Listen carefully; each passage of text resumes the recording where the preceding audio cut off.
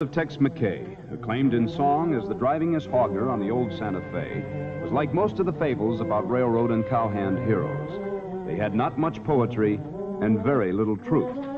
But since Dodge City was both a cow town and a railroad town, Marshal Wyatt Earp occasionally became entangled with a lone cowhand from the Rio Grande or with a hero on the hoof like Tex McKay, the bravest of the brave engineers. Marshal Earp liked to died from it, too.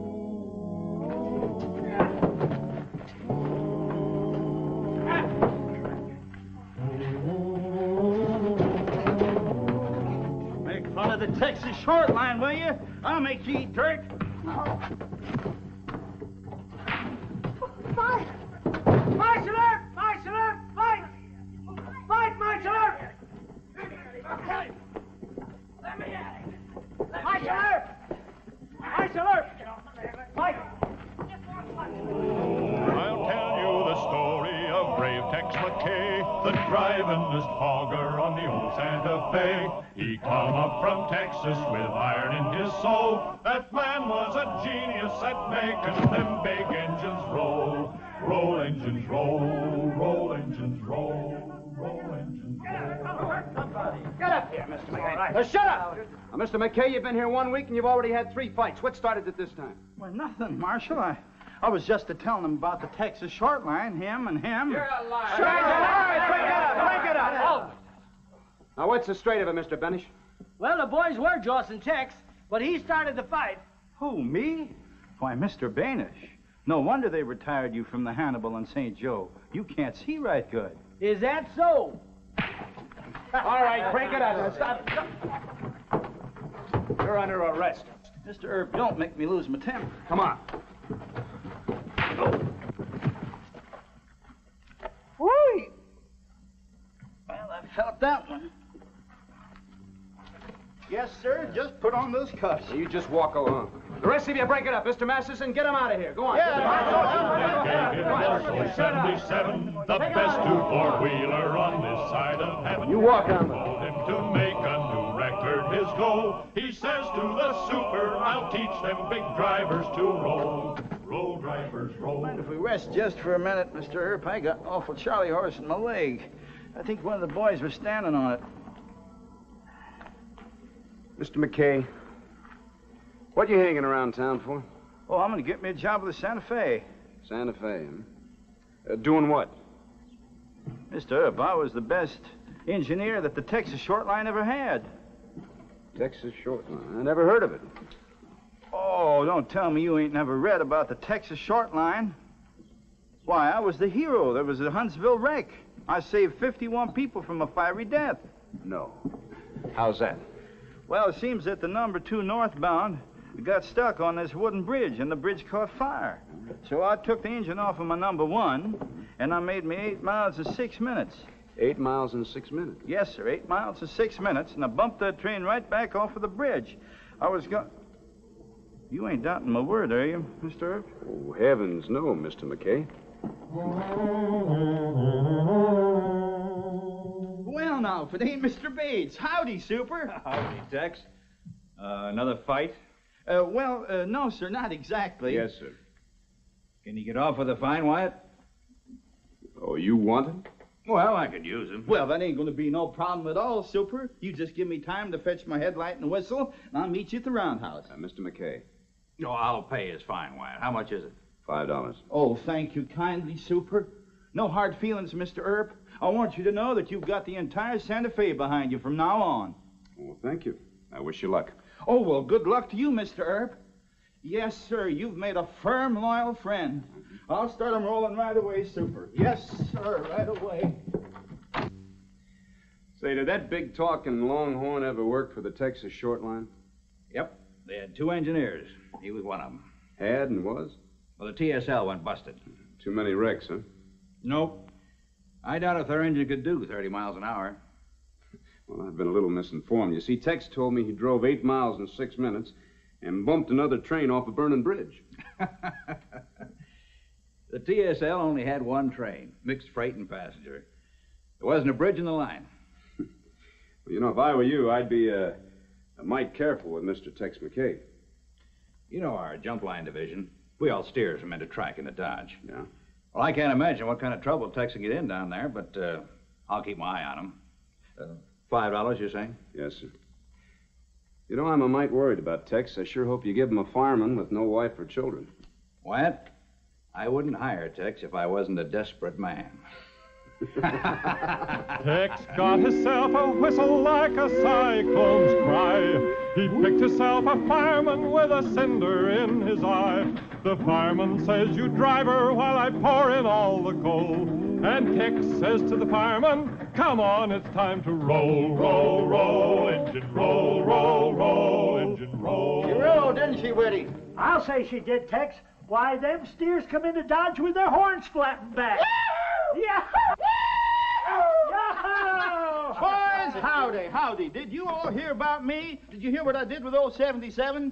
28 miles in 25 minutes flat. Well, that's just creeping, Tex. Creeping?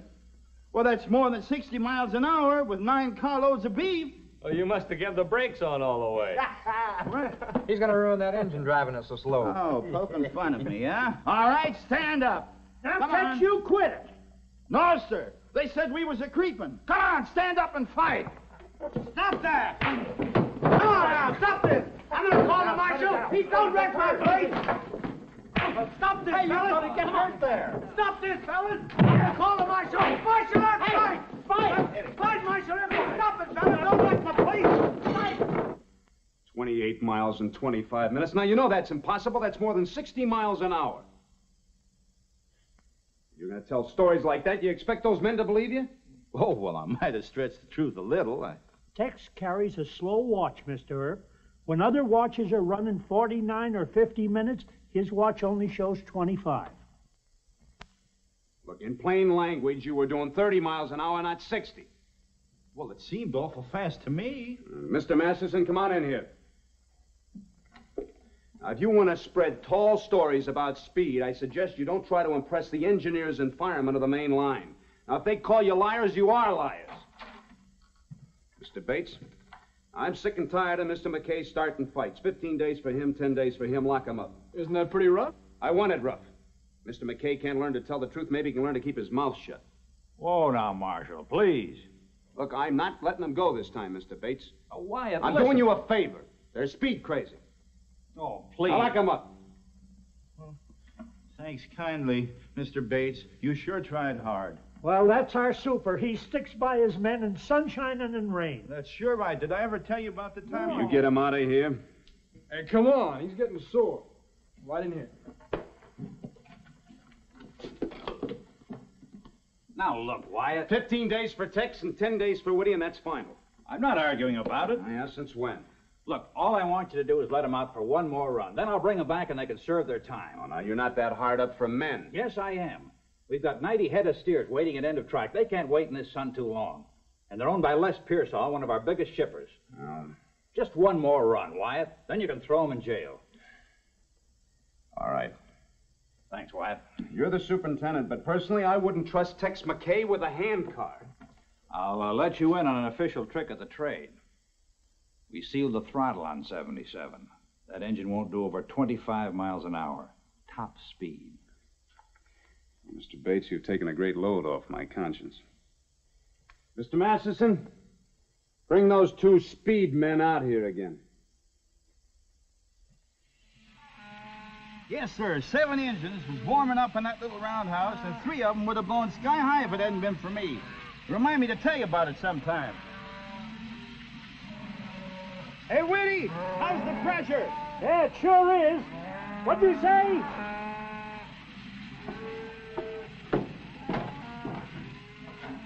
How's the pressure, Whitty? Well, the gauge busted last trip. But try your whistle. If she'll whistle, she'll steam.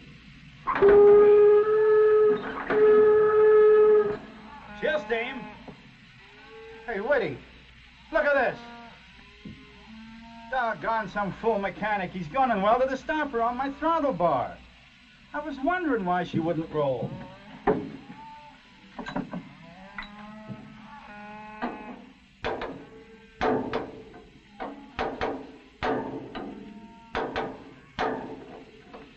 Maybe we better not, Tex.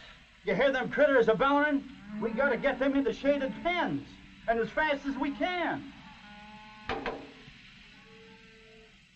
Tex hit the grade at 60 on the downhill pull to Dodge, and he was doing 90 when he roared by Engine Lodge. The brakie hollered, "Stop her or there'll be an awful toll." But Tex says to the brakie man, "Let them drivers." The fireman said, "We'd better jump or we will be no more." The passengers behind him could hear that engine roar, and they prayed, 'cause they was so afraid. And old Tex was praying, "Lordy, let my engine roll. Please keep my drivers rolling, 'cause that record is my goal." He might have beat the record, but a rail was crossed the track, put there by Denby's robbers to see the pay car crack. And like the fireman warned him, it took an awful toll.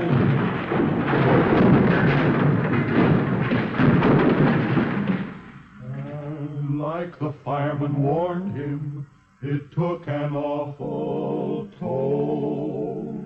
Poor Tex cried with his aching breath, "That record was my goal." He whispered to his maker, "You saw me break the record, oh Lord.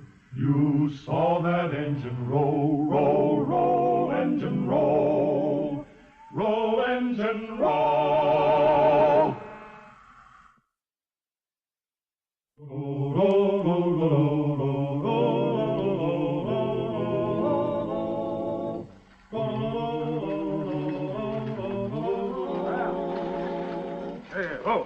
Howdy, Wyatt. I was just on the way to your jail. Oh, Mr. Bates, I was awful sorry to hear about your wreck. One engine, 4 cattle cars, and a crummy smashed. Pearsall hasn't added up the damage to his steers yet. Put him in jail and lose the key. Super, if you all would just listen to me. Don't tell that yarn again. He said some train robbers put a rail across the tracks. That's right, sir. I saw him with my own eyes. Yeah, that's right. So did I. Now listen, this man's a hero. Why, if he hadn't been driving old 77... With the sandbox and the brakes right down to the final crash. Yeah, there'd have been more steers hurt. That's right, and all I'm getting out of this for a reward is 15 days in jail. It ought to be 15 years. What? Tex might be telling the truth. Mike Denby and his boys are laying low somewhere around Indian Hill. Denby? Who reported it? A Santa Fe special agent. There now, a train robber, Mike Denby. I don't believe a word of it. He's your own special agent, sir. I want Tex and Woody put in jail and kept there. All right, but just take it easy, huh? Take it easy. The Santa Fe don't tolerate wrecks. They'll have my job for this, that's what. All right, let's head for jail, gentlemen. Marshal. I know, you got it, Charlie, boys. Now, come on.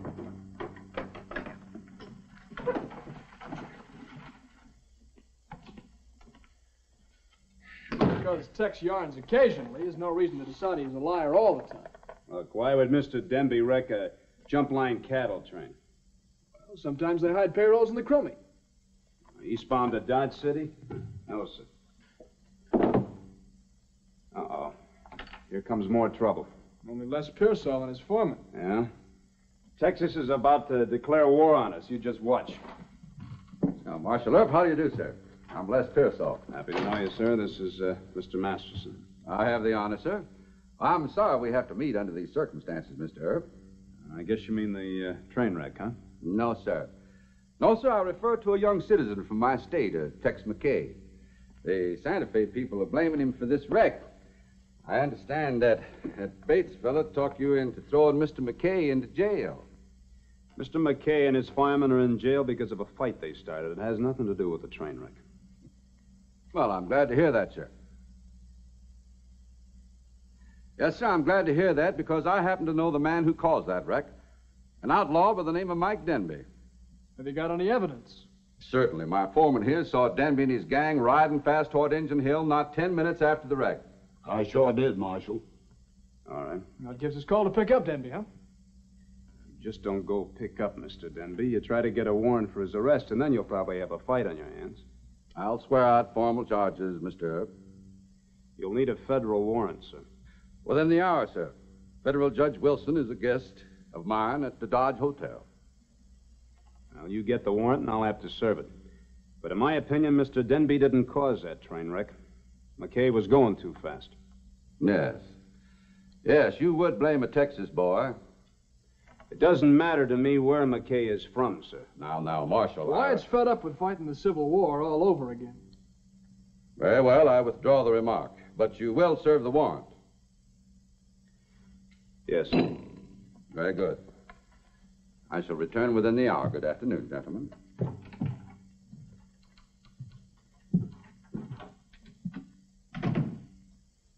Tex could be telling the truth just this once, you know. He's worse than a liar.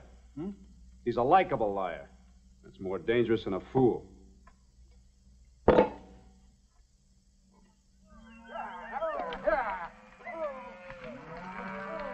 Did you run him into that pocket? All's we could. They should be in a corral. Well, we ain't got no corral. But they'll likely stay back there and eat some grass. You know, we should have shut that train crew. If there's anything I can't stand, it's someone being cruel to animals. I can still hear them poor steers a bawling. Well, we did the best we could. Tell the boys to let them water and blow until they get over being scared. Then we'll turn them loose. Uh-oh.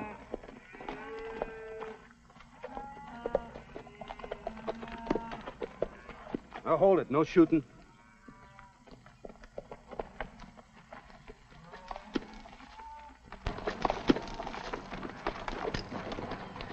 Mr. Denby? Aye? I'm Wyatt Earp. This is Mr. Bat Masterson. Well, I must be getting real famous. Mr. Denby, I have a federal warrant for your arrest. You're accused of wrecking a train. Oh, no.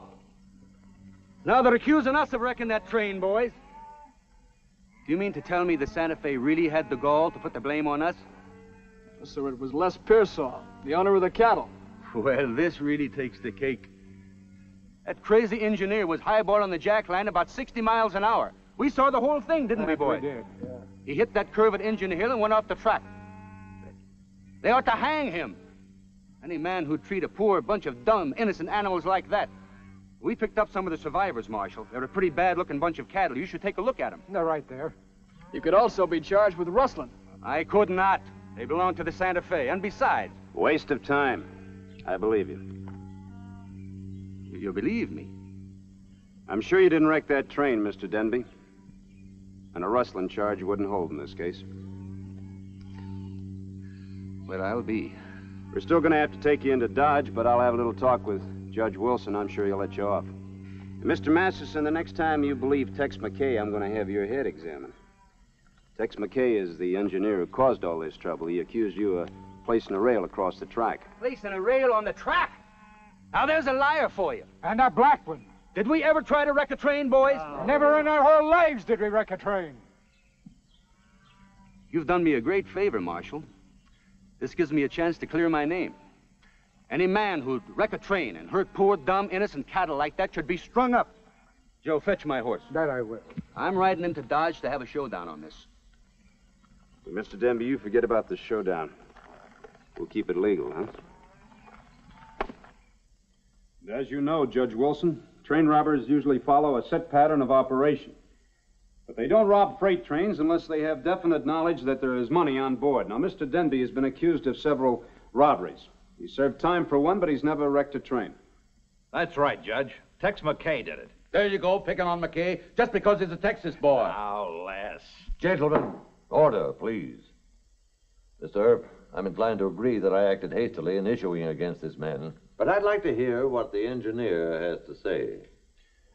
Bring in Tex McKay. I don't know that I like this, Judge. I posted bond for McKay's release. But why should an honest Texas boy have his word questioned? Or be accused by a notorious criminal like Denby? I've done time, but I'm no liar, and I don't wreck trains. Order! Sit down, both of you. Well, federal judge and Mr. Pearsall and the super? This is Mike Denby. You saw him near the train wreck? Oh, yes, sir, I sure did. And I saw you, McKay, pushing that old engine 60 miles an hour. Order! How fast were you going? 30 miles an hour. My throttle bar was dogged at that top speed. Oh, you can ask the super. We did have a welded stopper on the throttle. McKay could have chiseled it off. Why, doggone you! Just take it easy. Quiet! This is one man's word against another's. Judge!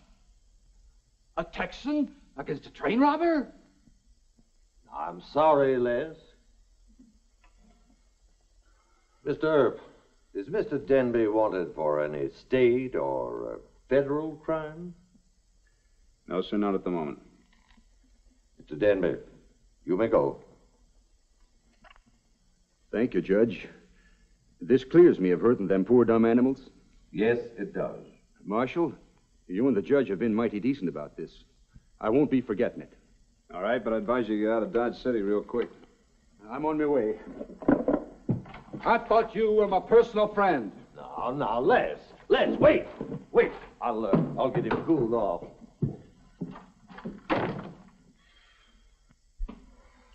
Us Texans are mighty hot-blooded, but I forgive Mike Denby. Come along, Tex. Yes, sir. I thought you fired him. I had to change my mind when Les Pearsall put up his bail. Les is a big shipper, Wyatt. I reckon you still don't believe my story, Mr. Earp. No, I don't. Neither do I. Wyatt had you pegged right from the first.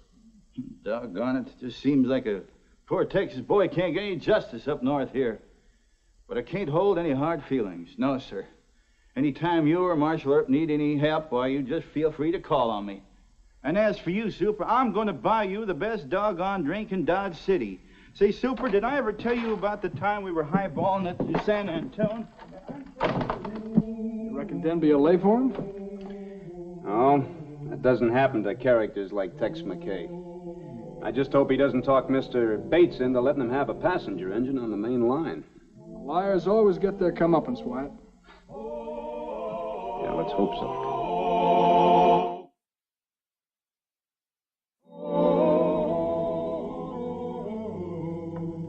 Reach, Denby. Come with us. Come on.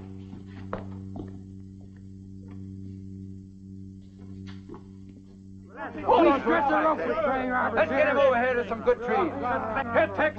You hold the rope. Thanks, Mr. Pearsall, but You get first drag on the rope, Tex. I appreciate the honor, but You're still the biggest liar in Texas. just for that I will hang you, Mike Denby. There's a good tree. Let's hurry this up. Sure, that ought to make him the biggest liar in all the whole United States. Hush up! Come on. Let's get him on. Get him. Drag him. Shut it up under here. Let's get it. All right, Tex, throw your hand over that limb. Give him room. No, sir, I just can't do it. Here, Tex, I'll do it. No, don't do that, Mr. Pearsall. It wouldn't be right. He's innocent. What? Innocent? What do you mean he's innocent? Yeah, I told a big lie. I was driving that train 60 miles an hour. Mr. Denby didn't have nothing to do with it. Well, now I've told you the story of brave Tex McKay, the drivingest hogger on the old Santa Fe. He come up from Texas with iron in his soul. That man was a genius at making them big engines roll. Roll engines roll, roll engines roll, roll engines roll. Now, Mr. McKay, Mr. Masterson tells me that you want to make a complete confession. Yes, sir, I want to make a confession. I'll be plumb ruined, Mr. Earp, but I just can't live with lying on my conscience any longer. Well?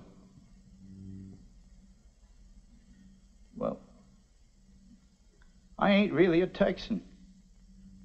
I was born in Topeka, Kansas. Well, that's awful. But I'm going to forget you told me that. And you keep it quiet, too, and someday they might sing a song about Tex McKay and the wreck of Old 77. Oh, thank you, Marshal. If there's ever anything I can do for you... That's quite all right, Mr. McKay. You just sit down. Take it easy. Oh, thank you, Marshal. The Army made his fame in the Civil War. But General Sherman also commanded the Army when it fought the Indian Wars and opened up the western frontier. In the period between 1866 and 1878, Uncle Billy paid a visit to every western fort and every town of importance west of Kansas City. When word got out that General Sherman was on his way to Dodge to board the steam cars of the Santa Fe, Marshal Earp was soon up to his chin in trouble. Oh, Wyatt, thank goodness you're here. Howdy, Mr. Bates. What you so excited about? This telegram, it's confidential. Inside. General Sherman's coming. General Sherman's coming. They just got a telegram. It's General Sherman. General Sherman's coming. General Sherman's coming. He'll be here this afternoon. General Sherman! Link Hanson, what are you yelling about? Let go, Sophie. I got big news. I've got even bigger news. You need a bath. You go straight home and take one. But General Sherman's coming to town. Oh. General Sherman here in Dodge. He'll be here this afternoon. General Sherman's coming. And not only that, a group of Eastern newspapermen just got off the train. Fellas from the New York Times and Herald and Chicago Tribune, Kansas City Star. And you know what the general thinks of newspapermen. And the Santa Fe is right in the middle. We can't afford to offend the newspapers, yet General Sherman is one of the best friends that the Western Roads has ever had. And all he wants to do is to get on the train here to go to Kansas City. Now, what am I going to do, Wyatt? Well, there's not much you can do. There are a lot of Texas cowhands in town. I'd sure hate to see a ruckus with a man like General Sherman here. He's in charge of the whole Western Army and the Indian fights. He certainly ought to be able to board a train here without getting into a lot of trouble. You don't think there'll be incidents? Now, look at here, Wyatt. The Santa Fe can't afford to have demonstrations or disorders. Well, that won't be the half of it. What? Well, General Sherman has soldiers after Chief Joseph and there's purses up north. In a couple of hours, Dodge City will be jumping with reports that the Indians are about to attack us. Oh, no. Uncle Billy Sherman is what the newspapers call a controversial character. Uh-oh. Now you're in for it. Oh, no, not me. I'm going out the back way. If things get too rough, send word to me. I've got to make up the general's train. I'll be in the yards. Well, wasn't that Jim Bates? Yes, sir, but, I think your outfit scared him. Oh, indeed, now. Well, I served under General Sherman. It's up to us to arrange a fitting welcome for the general. Yes. I've just now spoke to Chalk Beeson. He's going to call out the Cowboy band. They'll play Marching Through Georgia as the general arrives. Then the judge and I and the city council... Wait a minute. The general doesn't like that song. I read in the papers where he stopped him from playing it in Omaha. We got a lot of Southern sympathizers in this town, Judge. That's true, Wyatt. Whose side are you on? My father and two brothers fought for the Union, but that's not the point. Indeed, no. I think you and the judge ought to think about this a little bit more. And can you convince him to take this outfit off? Well, it does fit a mite snug in places. I'm proud to be wearing the blue. Well, I fought from Shiloh to Atlanta. You want to riot? And then Riot? Are you daft? I'm not telling you anything you don't know. This is not a northern town. It's a border town. He's right, Jim. Now, do you want this town disgraced with a lot of riots and brawls, do you? So that's it, huh? I'm not allowed to make a speech about my great commanding general. Oh, no. Look, he doesn't want that kind of a speech. He's heard 1,000 of them. Now, you listen to that boy, Jim. No, he won't listen to me. He's Irish and he's stubborn. I'm going to call out all my deputies. I'll probably need them.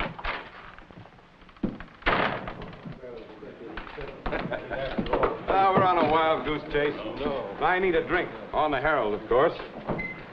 What makes you so sure old Kump won't show up? The Sherman's not that crazy. Your best bartender, all around. Chief Joseph's been making monkeys of his great General Howard. And as for Nelson Miles, I bet he's lost his whole command in the Badlands. You and the Herald have certainly made it rough on the Army, Wendell. Rough? Wait till you read my latest piece to Sherman and Sheridan. Incompetent, both of them. Who's talking? What was that, sir? I asked who's talking, mister. You ever fought any Indians? That's a stupid and irrelevant question. You know, I don't think I like you. Oh!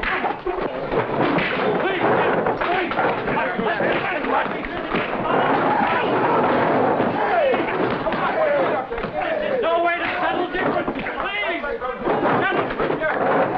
Fight! Fight! Martial arts! Fight! Eastern Greenhorns, they was talking mean against General Sherman. Stay out here. Pilot, sir! Pilot! Who started this? I'm guilty, sir, and I confess to the strong arm of the law. And who are you? Me? Haven't you ever heard of Two-Gun Wendell of the New York Herald?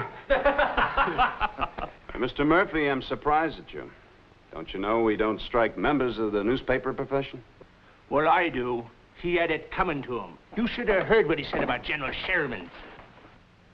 I don't care what he said. We don't take pokes at newspapermen. Oh, they can hit us, but we daresn't strike back. Now, you never fight a newspaper unless you own one yourself. Well, a frontier Socrates. Mind if I quote you in my paper? No, go ahead. And who are you? Yeah. I asked you your name. Take your hands off of me. All right, Hal, they're all under arrest. Put this one and this one in cells. Now, get out of here. Go on. Just a minute, gentlemen. Just a minute. Let me handle this. I, sir, am Arthur Ashburton of the New York Times. Yes, sir? I demand to know the reason for this procedure. I'm trying to keep you all alive until General Sherman gets here. Protective custody. Now, come on, get out of here. Oh, this is outrageous. Oh, no, I'll get out of this. I'll take this to the... Hal, I'll be over in the glove office. Come here. What were they saying about General Sherman?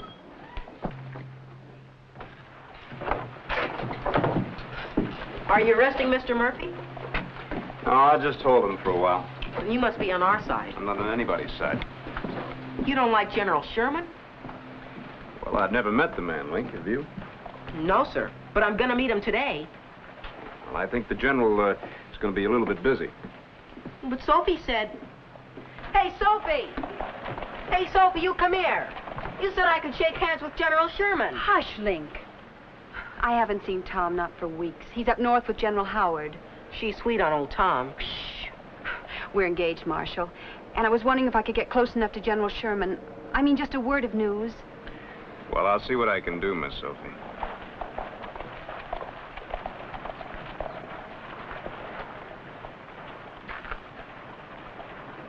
Excuse me. When you stay here with your sister. You come back here. Now remember, we are here to make converts before that man Sherman arrives. 90% of the people believe as we do. They must be rallied to the cause. Rallied! Amen, Brother Amen.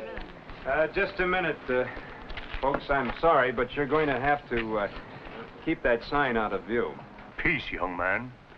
Well, I'm for that, but I don't think you're going to get much peace carrying that sign down Front Street. Very well. Arrest us. How many poor Indians have you murdered? Yes, how many? Well, very few, ma'am.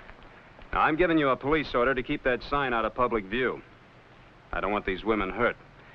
This town is full of tough men that like General Sherman. You put it away.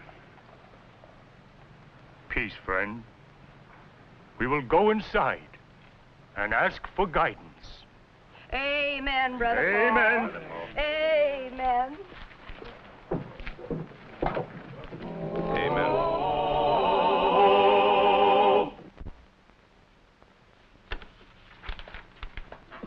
And we're putting out an extra with an editorial asking all factions to stay calm. It's a bad situation, Marshal. Indian haters, Indian lovers, professional Johnny Rebs and Yankees. I'd rather have a regular tornado hit town.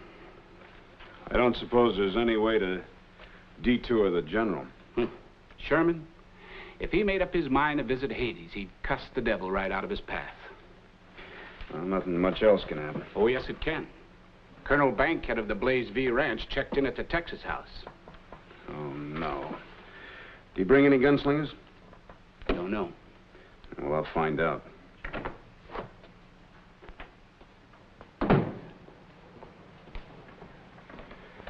Well, now, that looks better. Judge Tobin's waiting in your office. Sam, I thought the Globe would like my speech welcoming General Sherman. Of course, Jim. Have you checked with Wyatt? Indeed, now. Who's the mayor of Dodge City? Well, you still have a blue pencil, Jim. But don't let the eagle scream too loud. I'll say to my old commander what's in my heart. Easy now, Jim. Pull up a chair and sit down and compose your eloquent thoughts. I've got to put an extra on the street. Now, here's the way we'll begin. And furthermore, I ask you, is there a stare decisis? Do the laws of Kansas oblige newspaper men from other states to submit to protective custody against their wills? No, Mr. Ashburton, but... Then I demand our immediate release. We are not children, sir. The New York Times... Oh, shut up, Artie. I will not shut up, and I will be heard. The New York Times is a great metropolitan newspaper, and I will not be detained at the whim of some pettifogging tyrant who lords it over this dust heap in the prairie. And furthermore... Yes, sir? I want a ruling, Judge Tobin, now. We'll have to release him, lad. Well, I want a drink. Wait. We also expect an apology from this fellow. You won't get it. I'll clear out. Now, Wyatt. Look, you've already turned them loose. That's enough. Now, you can write anything your editors tell you to write about General Sherman, but you keep your mouth shut as long as you're here. Is that a police order? That's advice, Mr. Wendell. Next time you sound off against General Sherman, I'm not going to stop the fight. You, sir, are an arrogant yahoo.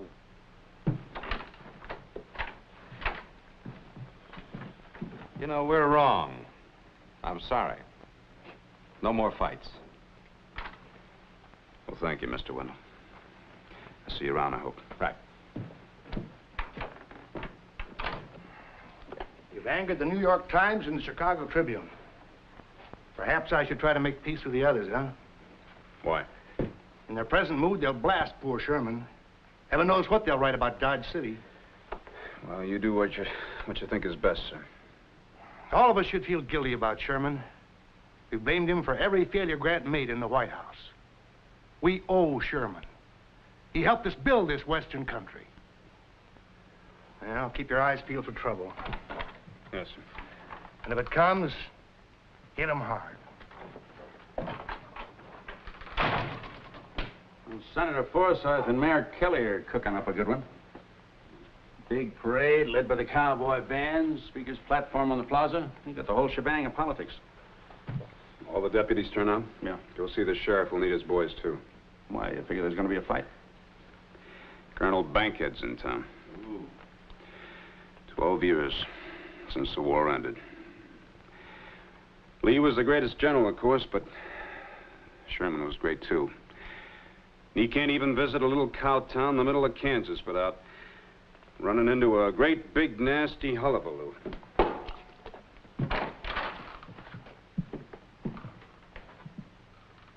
And I want you men to check your guns. No use having a run-in with this man Earp until the right time comes. You just circulate around and gather some information. We need to know how many bummers old Comp Sherman is bringing with him. Then you report back to me at noon, and we'll see then what we have to do. All right.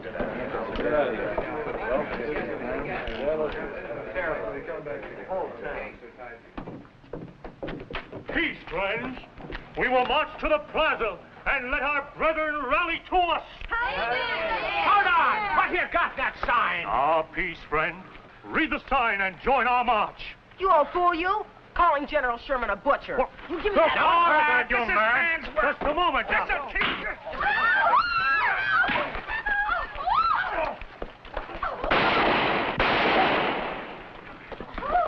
Now, you started this, Mr. Murphy. But they gotta stop calling Uncle Billy Sherman names. Just read it. I've already read it. Now, all these men are under arrest. Take them away. Aye. Put us in jail. The truth will go marching on. The truth will go marching on. You ladies, please go inside, please. Oh. Now, come on. All of you, get going. This way, sir.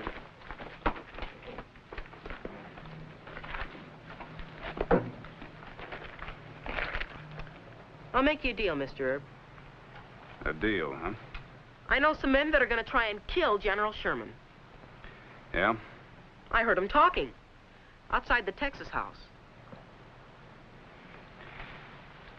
All right, what's the deal? You fix it for me and Sophie to meet the general. I guess you heard Colonel Bankhead giving the rebel yell, huh? Yeah. That's all right. The deal still stands. I'll do what I can. Gosh, thanks, Mr. Erb. No, wait a minute. You go home, wash out your ears, and put on a coat and tie. Yes, sir.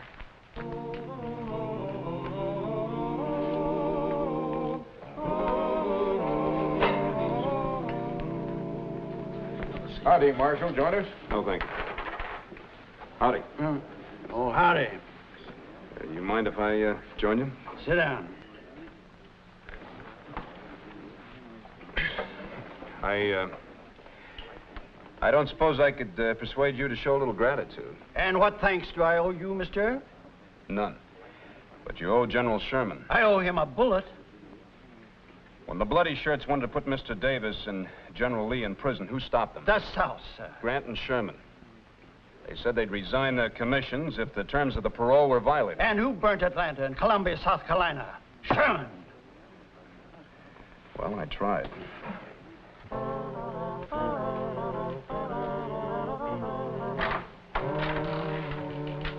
Good work, Marshal.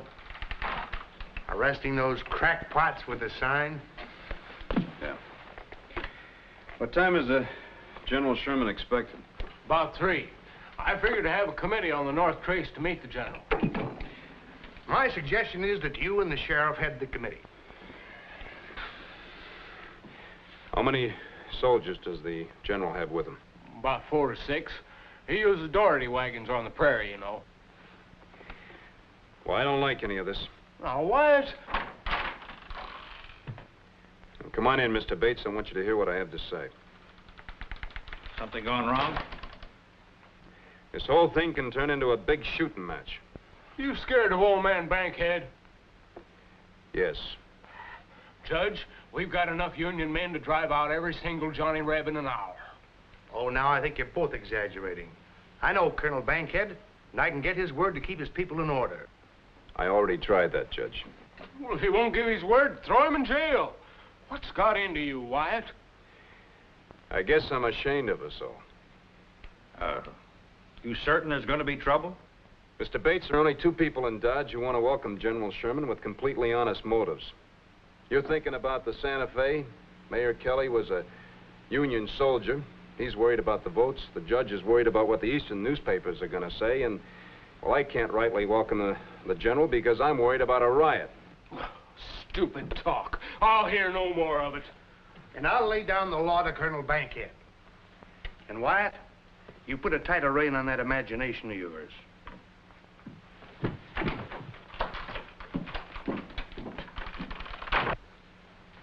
What do you want me to do, Wyatt?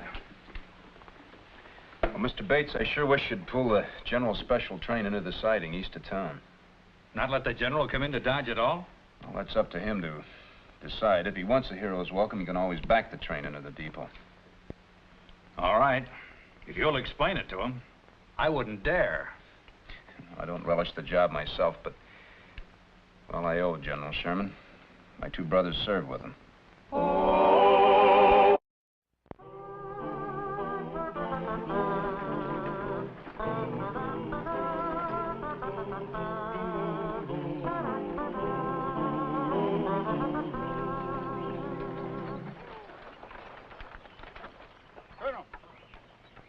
Sir? How far is it to Dodge City?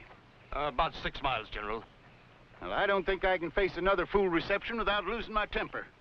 You ride ahead into town and ask the Santa Fe people if they can't board the train somewhere out here. Sir, they'll be counting on your visit. Colonel, you get me out of this. Now, General. Travelers headed toward us.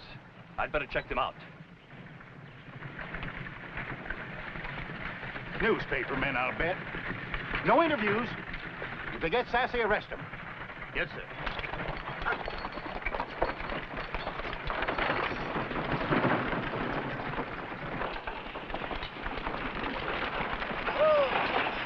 Who are you?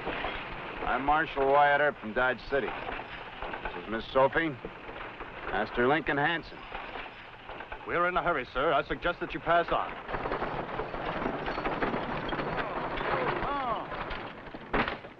Colonel! Whoa, darn it!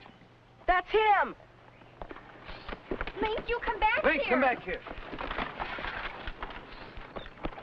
Hello, Sonny. Don't you go into Dodge, General. There's a lot of Johnny Rebs. I know the whole story. That'll do. General, sir, I'm Marshal Wyatt Earp at Dodge City. May I present Sophie Hanson? She's worried about her young man, sir, Corporal Jones. He's in General Howard's detachment. I haven't heard from him for almost 7 weeks, General.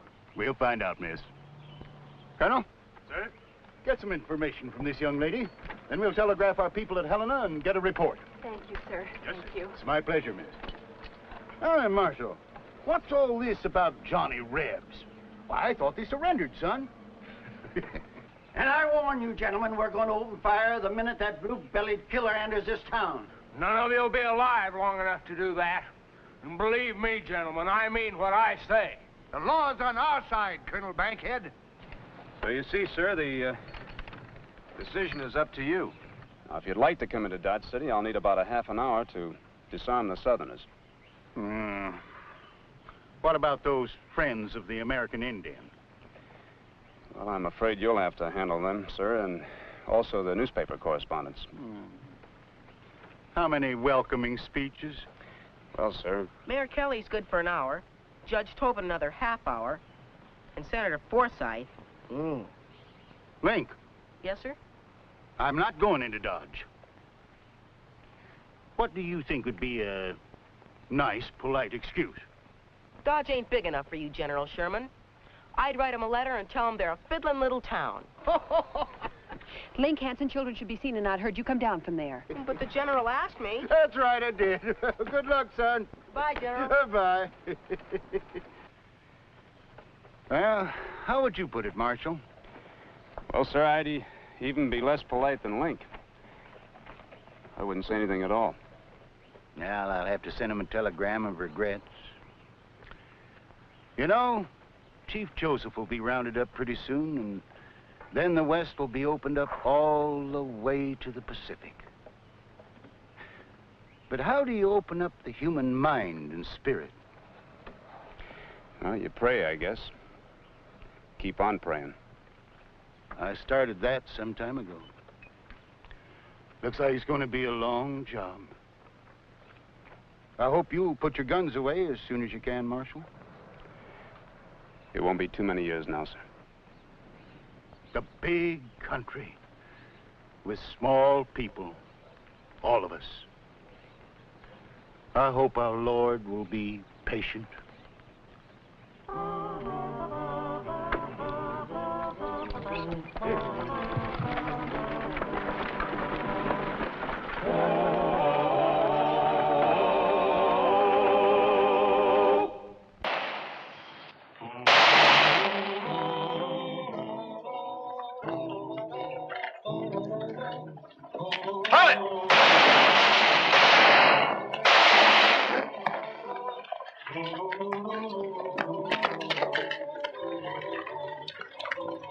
Try this once too often. Bringing a man when you should kill him. Yeah, I know. Mr. Adams, he's bleeding pretty bad.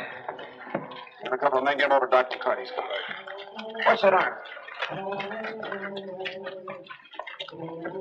You don't care anything about yourself. How about me and the other deputies? You might have killed me. Look, it's an old argument. It's not true. The same old rawhide out here in the middle of the street. I'll buy you a new shirt. Marshal Earp had lived through 50 gunfights in Wichita and Dodge City without killing a man. Pat Masterson, Doc Holliday, and many other friends warned Wyatt that shooting to disable rather than to kill was quixotic nonsense. Gunfighters began to count on Wyatt's determination to spare their lives. And Bat, who was devoted to Marshal Earp, made one last attempt to change Wyatt's thinking. Now, you've been endangering your own life to an increased extent lately. Dodge City needs you. Look. Silence. I've talked this over with Judge Tobin and the council. Herewith, I am issuing you an executive order. Read it. Yes, sir. It'll save your life, Wyatt. It's not on our account. Gunslingers are making a play against you because, well, they figure the worst they're going to get is a bullet in the arm. Admit we're right now. You're half right. Half right, he says. Now, next time a hoodlum goes for a gun, you shoot to kill.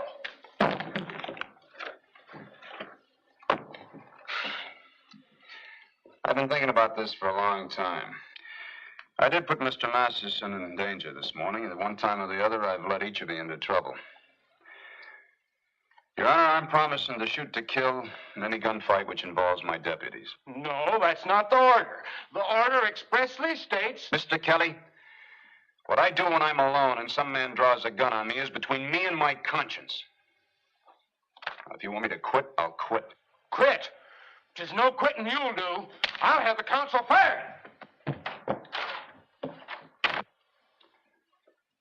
Well, I'm still marshal for a half hour or so you men get back on patrol. Kelly lost his temper. Break it up. We didn't figure on... All right. Now, get out of here, will you?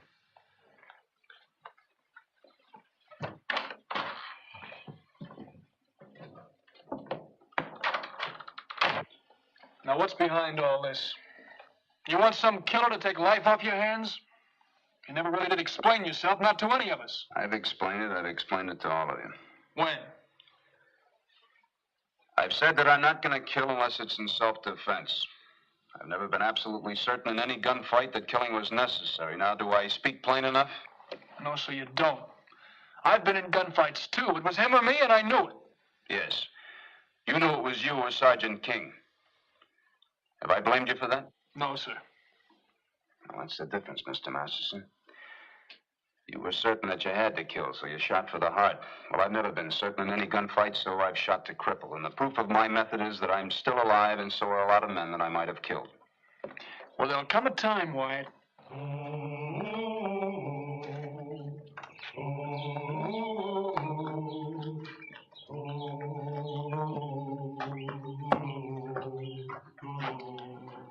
Don't stall around with us, Hoyt.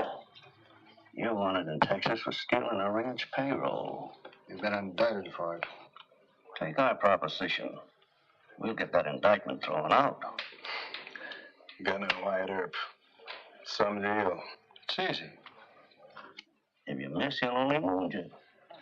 He hasn't killed anyone all the time he's been a peace officer. I don't know. He's gunning a lot on Earp. Still in all for $1,500. Take the money and head for Dodge. Don't take it, and the Rangers will be heading you back to Texas. Where you thought it was going to be? Near enough to send you to prison if you try to run out on us.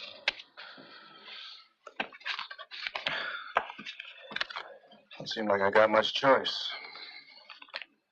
How much time you allowing for the job? Would be reasonable. Gotta study Earp. Catch him alone. That's the idea. Now get started.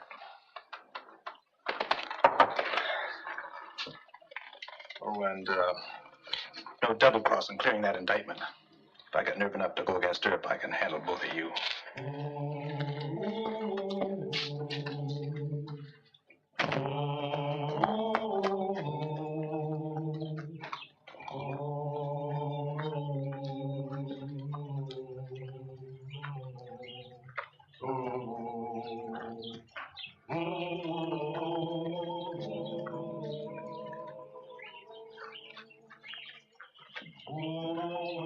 Haven't you forgotten something, mister?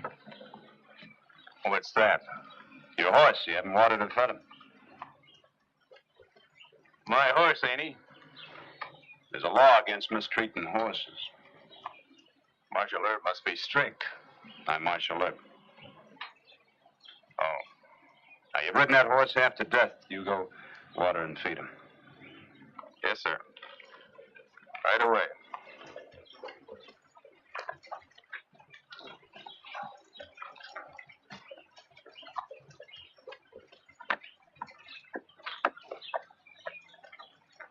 Looks like a Texas boy. Looks worse than that to me. Texas cowhands water and feed their horse before they head to the bar. I'll keep an eye on him. Now, that's just the point I've been trying to make. The tail end of the cattle drive always brings a lot of scum into town.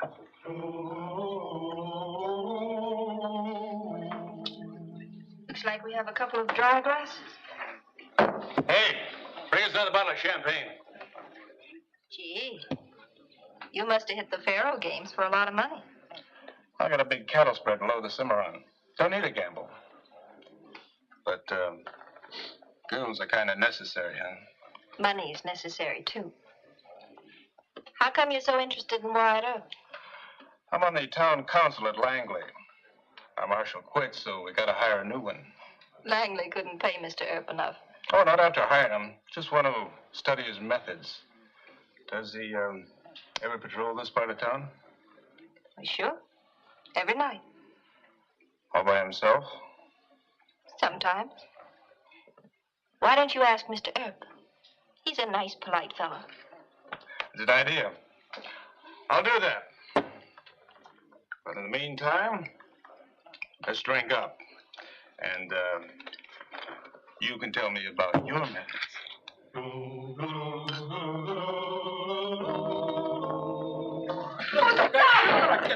him, fellas! He ain't right. Get out of the way! Hey, back! It's gonna get trouble! Back! Stop kicking. Don't be kicking him.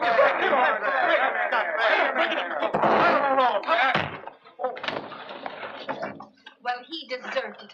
Using spurs. Come on, Ed. You're all right. Are you hurt, mister? Oh, it's all right. Get me a wet cloth, quick.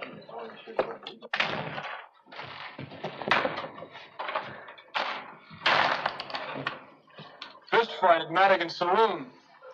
He was stopping a cowhand with his spurs. I spoke to you about mistreating your horse this afternoon. We also have laws against mistreating cowhands. What's your name? John Smith.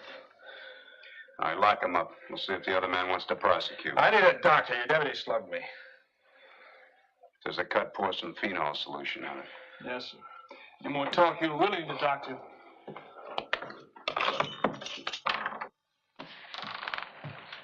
Marshal Earp, Howdy, Miss Daisy. did you lock that man up? Yes, I did. Good. I hope you'll keep him in jail. He's real mean. Why don't you sit down and tell me about it, huh? He was asking me all kinds of questions about you. I mean, where you patrolled, and if you went alone. Things like that. Go on. I think he's planning a robbery or something. But it's only a hunch, Mr. Earp. Well, thank you for the tip. You ought to keep that man in jail. He's a killer. Well, we'll run the posters on him. You going back to Madigan's saloon? Well, I'm headed that way myself. Come on, I'll walk you.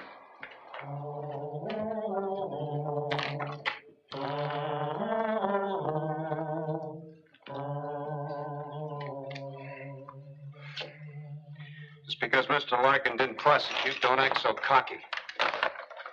Thanks for the kind advice. It's not advice. It's a warning. I think you're on the run, Mr. John Smith. We didn't find any poster on you, but one may come along. If I were you, I'd get out of Dodge. Any law says I gotta listen to your guff. Well, you got 2 fish and you got 2 guns. You can make it a fight either way. Later.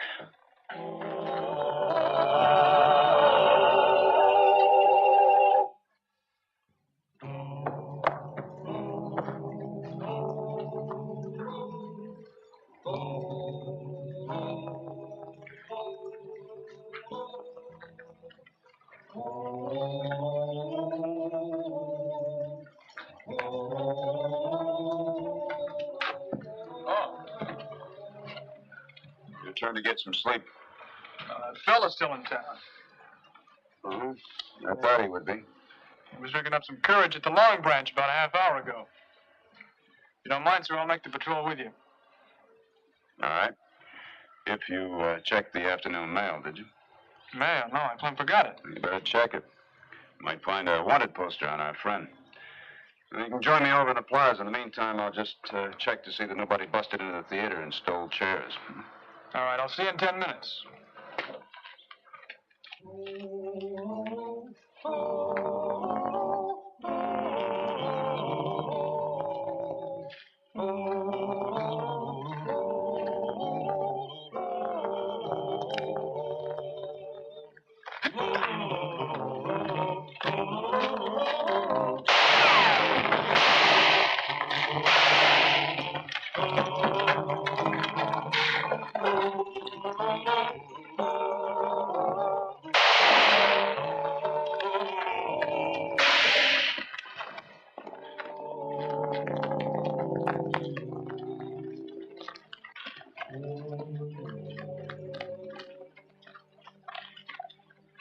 Is it in the lung? The kidney, I think. Well, there's nothing to look at. Gotta get him over to Doc McCarty. Quick, go tell Doc to get ready for an operation. Come on, give me a hand. Watch him now. Take it easy. Take it easy.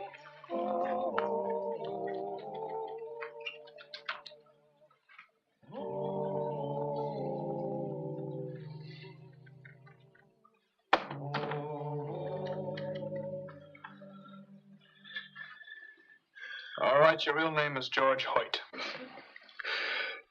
Yes. Who hired you to kill Marshal Earp? $1,500. Tell me their names.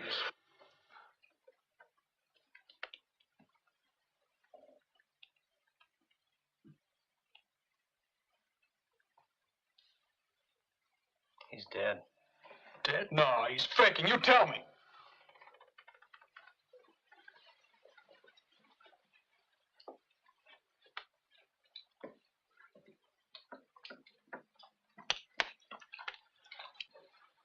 I know how you feel, Wyatt. 4 inches higher and he'd have been all right. It's too bad. I aimed for the shoulder. The horse reared. He deserved it. He tried to kill you for pay. You talk to him. Get some sense into his head. You're not helping, Bat. I think you better leave. All right. But you better give him some medicine or something. Might have been him laying there. Make him think about that.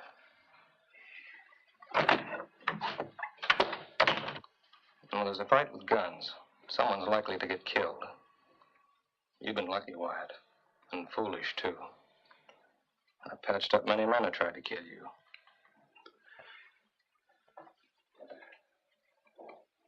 Hoyt was ignorant and stupid to try a thing like that. Gunfighters are all ignorant and stupid. But human beings, Doc. With innocent folks who love them. It just wasn't necessary. I could have chased him on horseback, caught him and put him in jail. This was an accident, Wyatt. But sooner or later, you're going to have to shoot to kill. Deliberately. You know that. I guess so. Wyatt, people die in my care. Most of them were beyond medical help. A few may have died because I didn't have the drugs or instruments in hand to save them. But I do my best. Yeah. Every doctor has to harden himself to death. If he can't, he should quit medicine.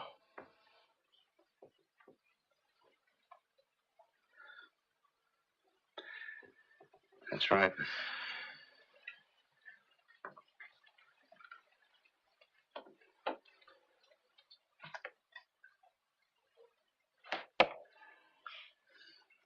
Thank you, Doc.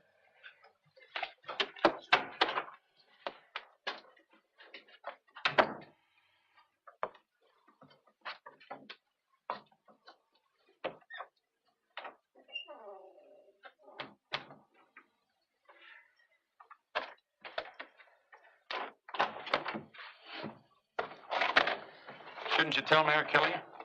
You tell him. You and Mr. Masterson take over. How long are you figuring on being away? I don't know. Got a few things to think about. We should know how to reach you. Well, the only clue I have to Hoyt's background is the Four Corners Roadhouse. I found a bar slip in his pocket. I'll be heading there first. Wyatt, we may need you around here real bad. You and Mr. Masterson can handle things. You tell Mayor Kelly that I had to take a leave of absence. If he gets sore and fires me, good. That'll save me the trouble of making up my mind. Good luck.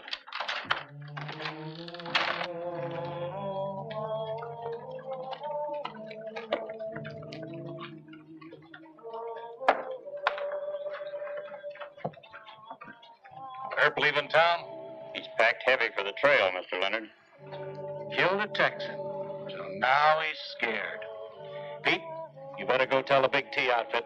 They're camped west of Fort Dodge, about 2 miles. All right. Tomorrow'll be a busy day. Herb can do without Dodge, but I don't think this town will get along so well without Herb.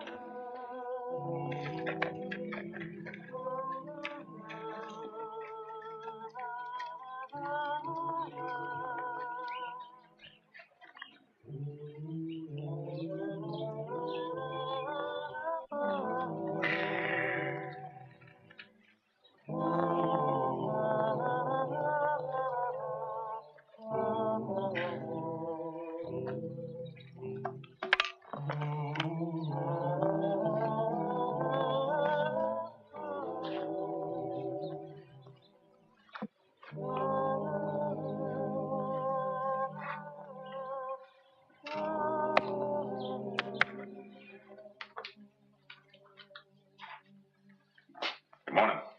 Howdy. You're up early. I haven't been to bed yet. Oh. Somebody some of that coffee? Nope. It's in the house. Thank you. You in the cattle business? Oh, I'm associated with it. I know a lot of cowhands. I'm looking for one right now. A fellow by the name of George Hoyt. Oh, that punk. Friend of yours? No. You're lucky. He got paid for some cattle the day before yesterday and skinned out, owing me a bar bill of $2.80, the cheap four-flusher. Is Hoyt a Texas man? Him? Nah. He come from an orphanage in Indiana someplace. He got drunk in here one night and told me his life story. Every cowhand likes to brag he's from Texas. Why are you looking for Hoyt? I have some money belonging to him. I thought maybe he might have had a family. Had a family? Is he dead? Yeah. How much did you say he owed you? 280. I don't get this, friend. Are you a lawyer settling Hoyt's estate? 1, 2. Half. Quarter. That's the Big T outfit. Looks like they're... Big T, Mr. Mullins, they're going to shoot up Dodge. Shoot up Dodge. And Marshal Earp will have their pants thrown in jail before they can fire 10 shots. Earp's that good, huh? That's what everybody tells me. If I could leave this place, I'd ride into Dodge just to see Earp clobber Tom Leonard and his boys. Thank you for the coffee. I'll see you again soon. Sure. Right.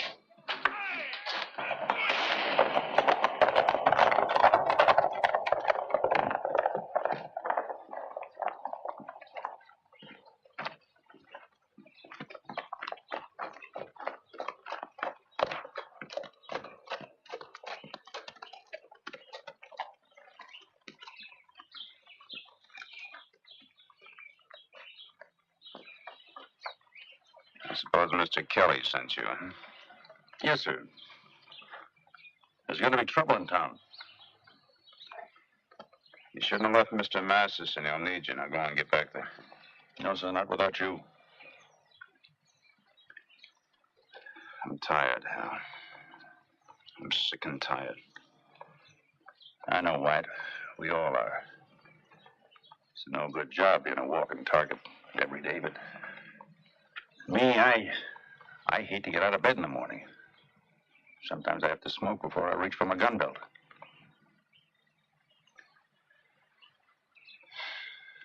It's a filthy, brutal job. It sure is. But somebody's got to do it. You know, Bad, he'll lose his temper. So will Kelly. He'll get boxed in some tight corner. There's going to be quite a few burials in town tomorrow.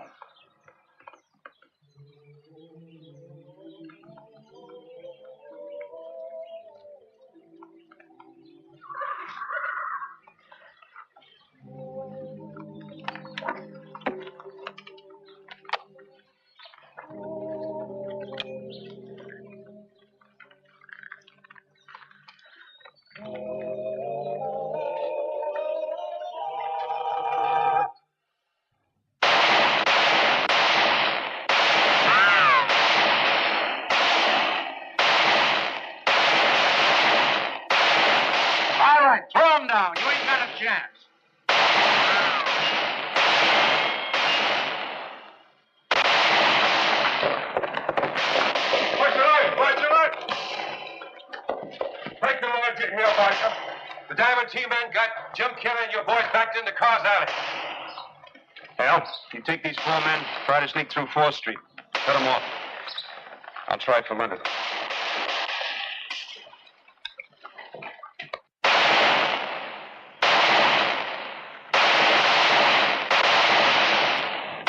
Sniping at him. I'm going to hit him from the window.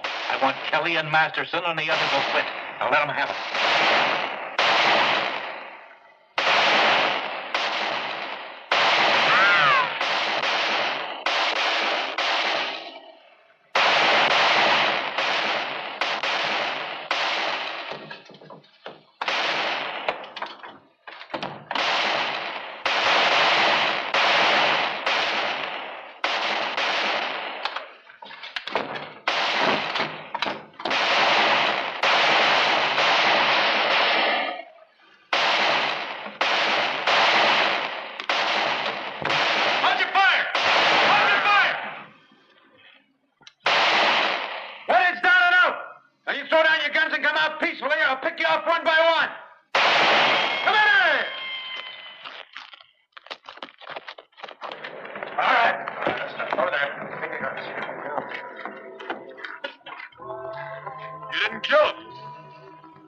Mr. Masterson.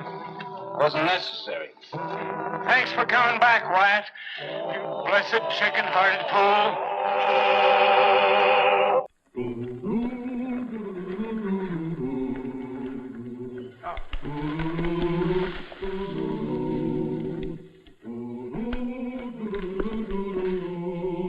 Get those 2 Indians right here.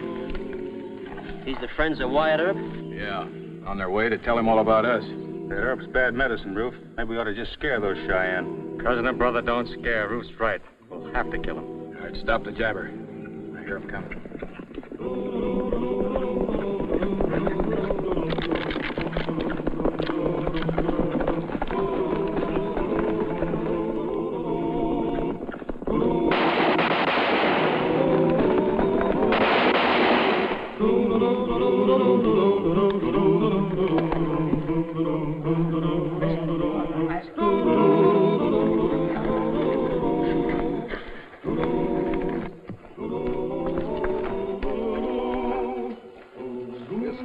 Meet tonight in the camp.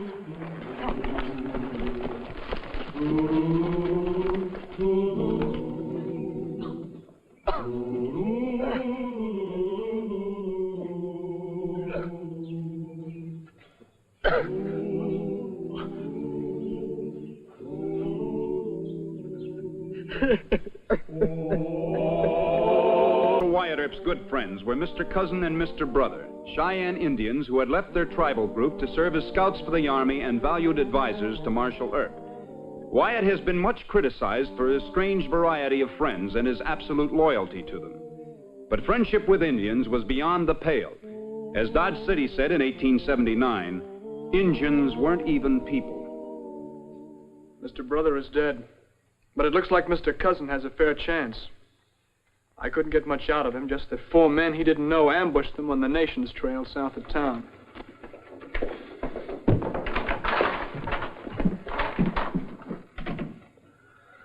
You shouldn't try to rouse him or make him talk. He's got a bullet in the left lobe. Can he make it? Well, he's tough. Take it easy, Mr. Cousin. Mr. Earp, we tell Mr. Earp. I'm right here. Bad men, dry gulchers. They hold up a wagon train. We ride to tell you, then they shoot. No more right now, Wyatt. Let him rest.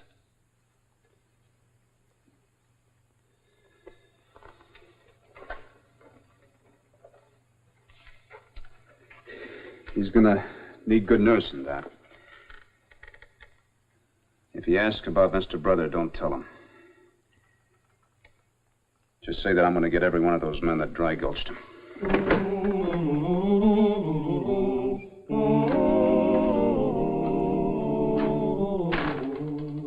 Norton says there'll be talk about burying Mr. Brother in the new cemetery. Well, Well, let him talk. Have you had any report on a wagon train robbery recently? Indian Bureau wagons carrying supplies to the Cheyenne Reservation. What gang did it? Nothing on that. An Army detachment from Fort Sill was sent after him. Mr. Cousin mentioned Dry Gulches. Now, is that because they bushwhacked him and Mr. Brother, or is there an outfit called the Dry Gulches? That's a new name to me. Al? Yes, sir.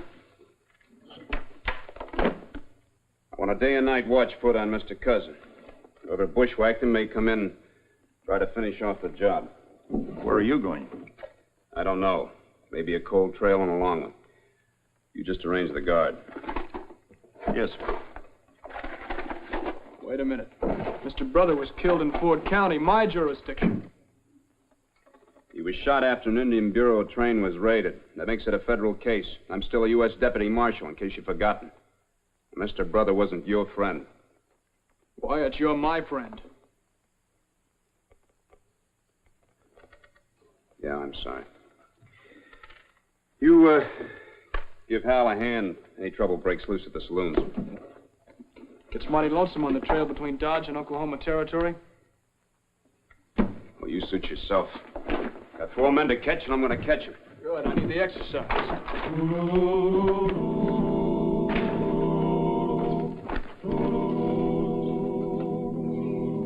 Howdy. Howdy. Get down. Come in. Thanks. There's some hot grub there. Thanks, Cookie. Yeah, I'll pour you a cup of hot coffee here. Right hospitable of you. Well, it's the boss man's orders. You heard driving into Dodge? Yeah. What's new in that dusty hole? Oh, nothing I heard of. A couple of Indians got shot. In Dodge? No, somewhere south. One's dead and the other's being looked after by the doctor. Why are they taking so much trouble with an engine? Friend of White Earp. I ain't got time to be answering no more questions. I got to get supper. Sure. Thanks, Cookie.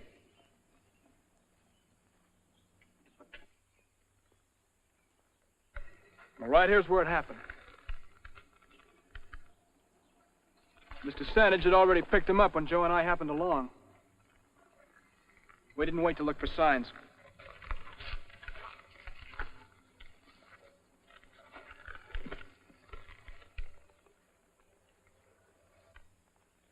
Four horses.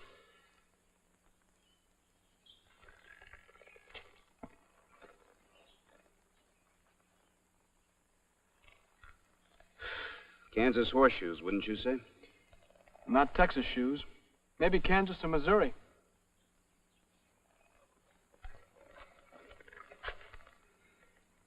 Now, this horse was shod cavalry style. Cavalry toes. You know, it could be an Indian trader. A lot of them turned hoodlum when the Army cleaned house and drove them from the forts. Yeah, they all scattered, Wyatt.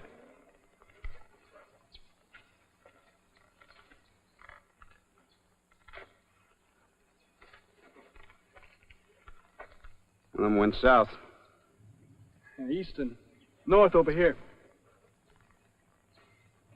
Well, which do we pick?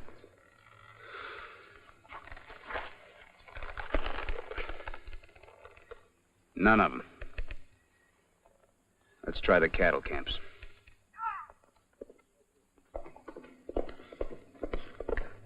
Wallace! Engines! Engines! What about them? War party at Cheyenne! I'm heading for Dodge. You look like a road agent to me. Why didn't you stop him? Maybe he was telling the truth. Indian war party? Probably reservation jumpers. Come on, let's get out of sight. Oh. Oh.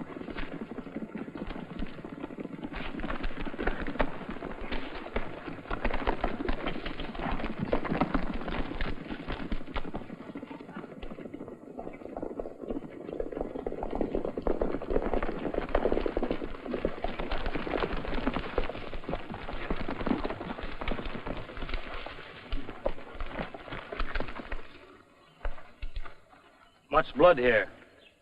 It is true. Our friends are dead. Young Wolf! No, it is friend. Marshal Earp.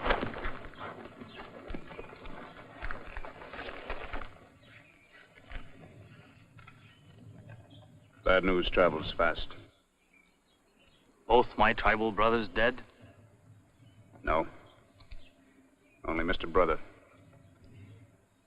Mr. Cousin badly wounded. We Cheyenne take care of this.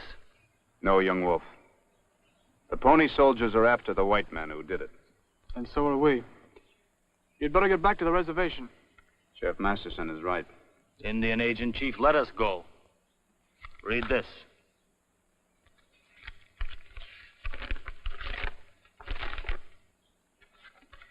Same old story. Indian Bureau doesn't trust the Army. Young Wolf, we'll talk about this. According to the Indian Bureau, their names are Will Dade, Dick Averill, Wait a Sam... minute. April with an I? That's right. Sam Wilson, Ruth Prentice. That's the four of them. They call themselves the Dry Gulchers. Any description? Well, Mr. Delman says here that Texas Rangers may have a reward sheet on them. Well, that's a big help to us right now. Look, we didn't even have the names until now. At least that's something. You think Mr. Cousin can identify him? No, they bushwhack him. My paper. Young Wolf, may I give you some advice? Mr. Delman knows he hasn't got the authority to let you and your braves travel as a posse with guns. This paper merely says that you and your braves are going to meet the men named on agency business. To hang them. Sheriff Masterson and I will tend to that. Now, my advice is that you go back to the reservation. No, we promised Chief Two Moon. White men die. Young Wolf, they will die. I give you my word. You have been good friend of Indian. I have tried to be. If we catch killers, I will send message to you. But you must let us watch them hang.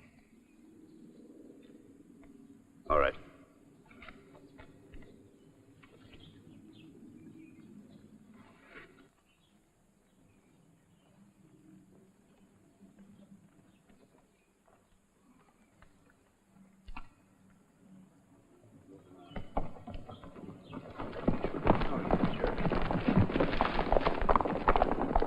Run into that cavalry patrol somewhere. They may find a gulch or two before it happens. You reckon that fellow who was running for Dodge could be one of them? Yeah, let's take a look along the trail.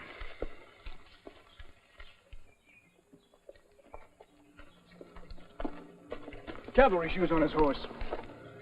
We better get back to Dodge. That Gulcher might try to finish the job on Cousin. Should have shot him when I had a chance.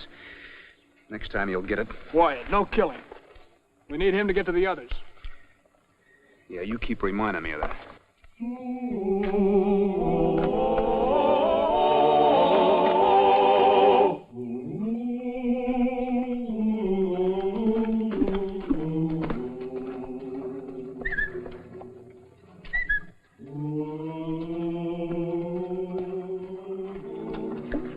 You sure you ain't being followed? No, but we're in trouble.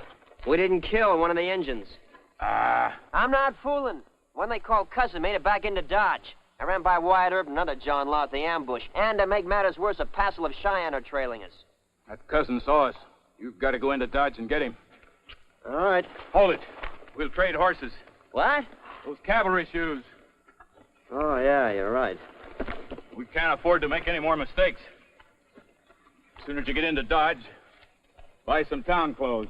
Clean up. Get a shave. Here. Wear these specs. Hey, where's Dick and Sam? They're still circling. Haven't come in yet. We'll wait for you right here. What about that Cheyenne? Don't worry about them. We've backtracked through water at least 10 times. Anyway, they'd never believe we'd meet up so close to Dodge. You get in, finish your job, and get back here before midnight. Oh, it's going to be later than that, Roof. All right, then. Follow us on down to our camp on the Cimarron. Get going.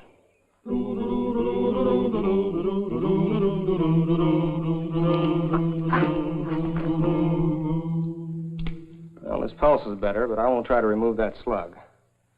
I wish someone could convince Wyatt that my office isn't a safe place for witnesses to a murder. Mr. Earp said to take Cousin to his room as soon as he can stand the handling. Not tonight. And I'm going to keep the doors locked.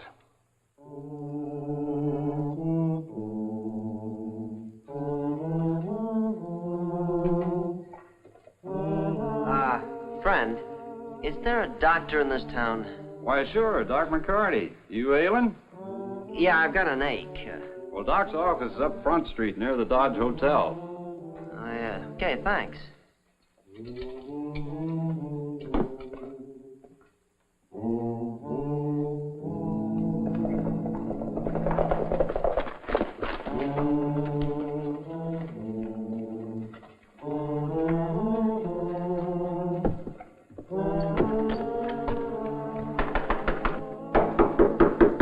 Who is it? Wyatt. How is he? Doc thinks he's holding his own.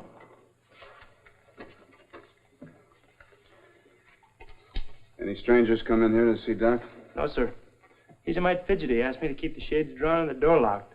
Well, that's a good idea. We're going to have to shake down the town. You take the horse racks, I'll take the livery stable. Don't you let anybody in here unless Doc or you know him, huh? Yes, sir.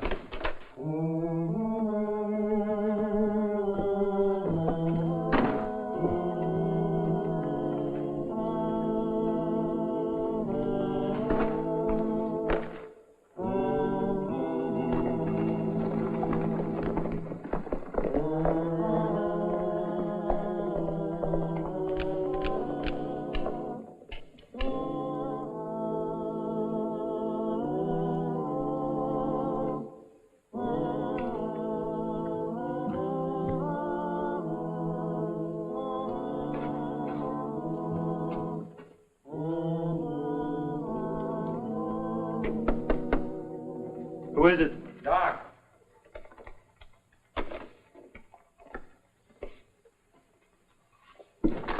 Where's Mrs. Perkins? She got scared and left. But Wyatt and Masterson were just here. Why didn't they stay here? They're searching the town, Doc, just in case.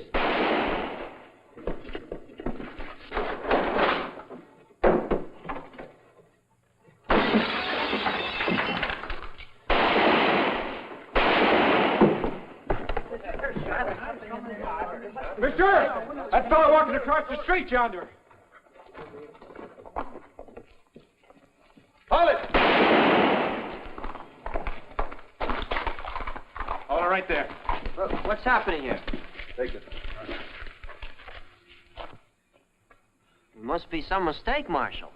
Yeah? How'd you know I was a marshal? It's too dark to read my badge. I call every officer a marshal. It's force of habit. You do, huh? What's your name and where you from?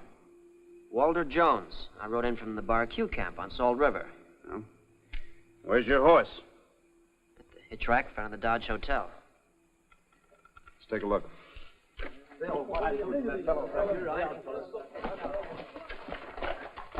That's my horse. Did you fire those shots? I don't know. I haven't found his 45 yet. Not cavalry shoes. He looks something like the man who passed us on the trail. Except he's had a shave and he's wearing different clothes. Marshal, you've got me all wrong. I'm just a cowhand who came into Dodge for a good time. Mm-hmm.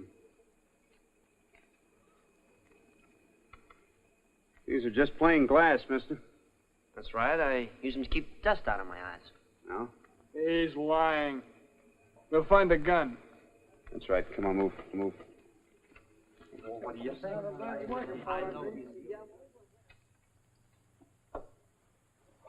All right. I go now. No, cousin. Mr. Cousin? Mr. Cousin, you know who I am? Sure. Mr. Earp. I feel weak, bad. Mr. Cousin, I want you to take a look at this man. Can you see him? Turn around there. You ever see him before? No. Who is he? The name is Walter Jones, Injun. Now, do you have any other bright ideas? Doctor, there's an Army surgeon visiting Fort Dodge. Will Mr. Cousin be able to make that trip tomorrow?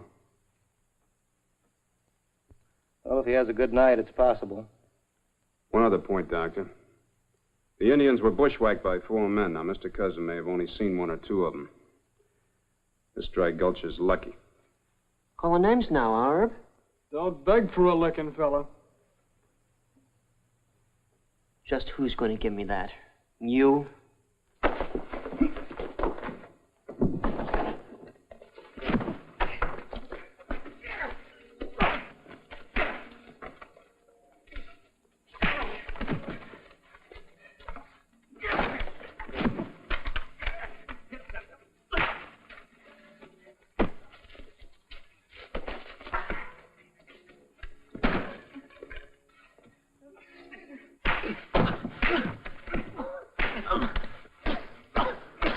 Why'd you kill him? Yeah, there's a law against that, isn't there? Now, you take him out to the edge of town and give him back his gun. And you, whatever your name is, you come back into Dodge again, I may have to break that law. I'll see you in my office later. You'll see me later, too. Now you're begging to be dead. What are you trying to do, cheat an insurance company? Come on.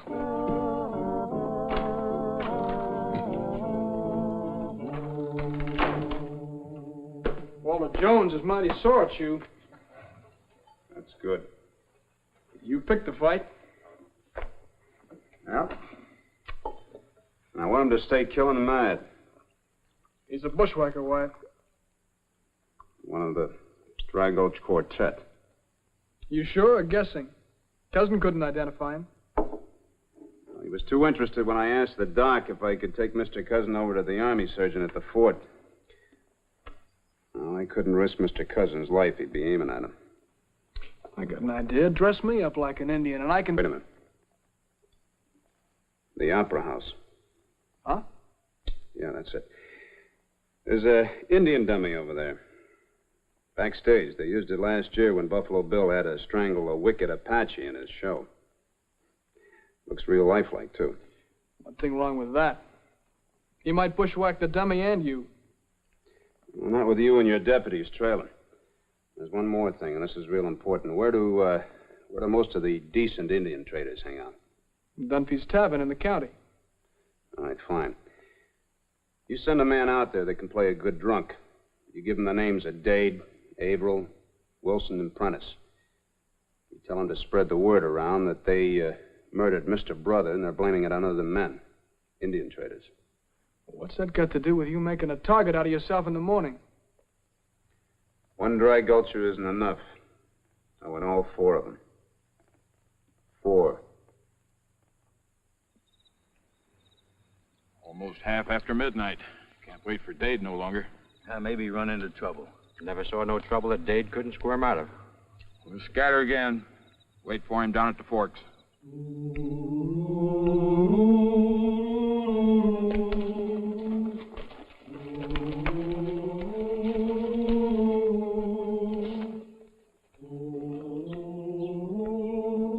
Good, the boys are in position. Here comes Wyatt. Move parallel and about 100 yards in front of him. In case Jones, or whatever his name is, makes his play and then tries to run.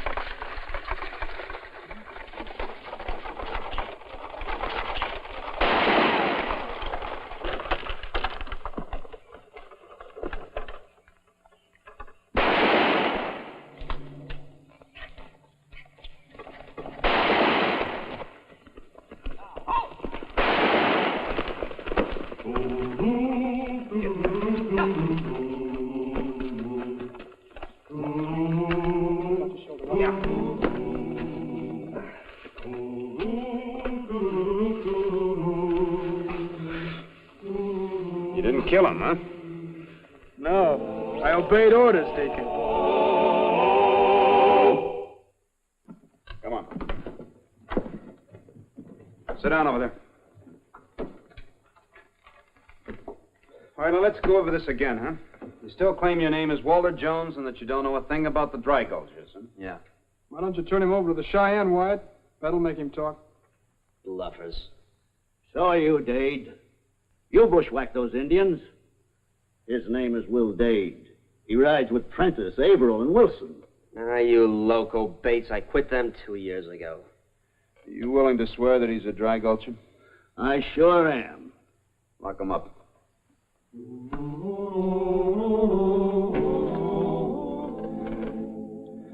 Well, that's one of them.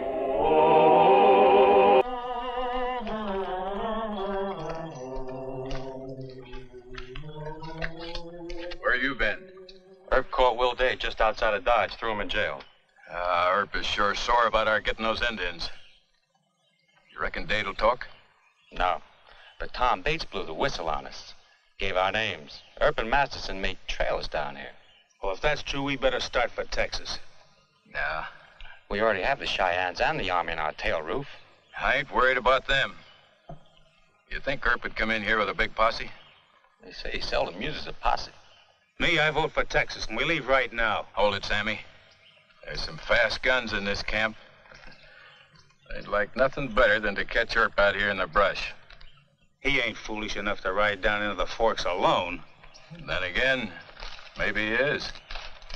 What's the sense in running to Texas? We might miss a chance to bushwhack Earp. With a lot of friends to help us. Roof's got it figured, Sam. Why, sure. Let Earp make the next move. If he comes snooping around here, we'll deal him the dead man's hand. 4 notorious outlaws known as the Dry Gulchers murdered Wyatt Earp's Indian friend, Mr. Brother, and wounded Mr. Cousin, his other Indian friend, in an ambush. Marshal Earp vowed to bring all 4 of these hoodlums to justice. He quickly caught one Dry Gulcher, but the other 3 fled to an outlaw stronghold near the Cimarron River. Then Wyatt and Bat Masterson disagreed as to the best method of capturing the remaining 3. Look, I know that hoodlum hideout they call the Forks. Grant and Lee couldn't pick a better defensive position. Get the Cheyenne. Get that army detachment. Get all our deputies and a big posse besides, and then you might stand a chance.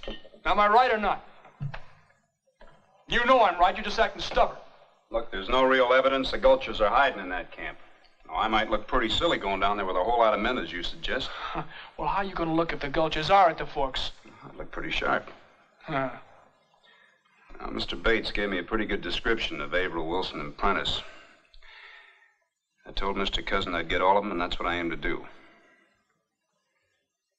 Those Indians did a lot for me. I'm sorry they killed Mr. Brother. I'm glad that Mr. Cousin is still alive. Wyatt, listen, it's plain suicide to go into the Forks, especially alone. Well, it's got to be done. Goodbye, Mr. Masterson. We're not burying you in the new cemetery. It's Boot Hill for you.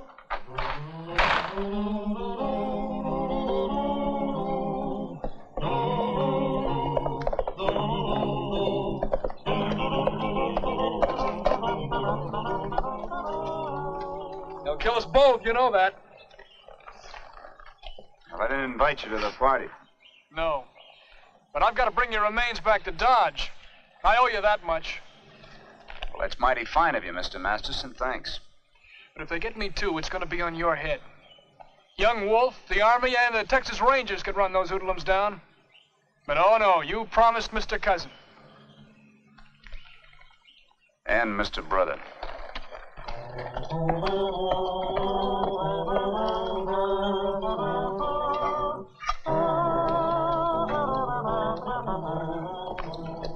Uh-oh, the Army.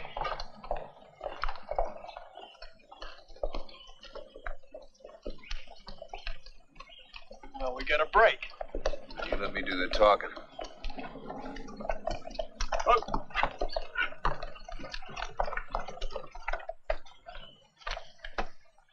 Who are you men? Howdy, Lieutenant. I asked your names. Well, my name is Earp, and This fellow's Masterson. Herb Masterson. Take him down. You're cattlemen, I assume? Yeah, we work for the Crazy D outfit. Crazy D. In Texas? Yeah. Make a note of that, Sergeant. Do they look like any of the men we want? No, sir. The Gulchers wouldn't be eating out here on the trail in plain sight. Gulchers, who's that? 4 desperados. They robbed an Indian Bureau train, killed one Indian and badly hurt another. The wagon train was carrying money and government mail. I don't suppose they'd know anything about it? No, sir. One question, men. Fire away, Lieutenant. Do either of you know the shortest trail to the Forks? It's somewhere near the Cimarron River. Forks? Yeah. It's about 15 miles, Lieutenant. Stay right on that trail there till you get to the cottonwoods at Sand Creek, and then you turn west. Got that, Sergeant? Yes, sir. Thank you, men. All right, let's move out.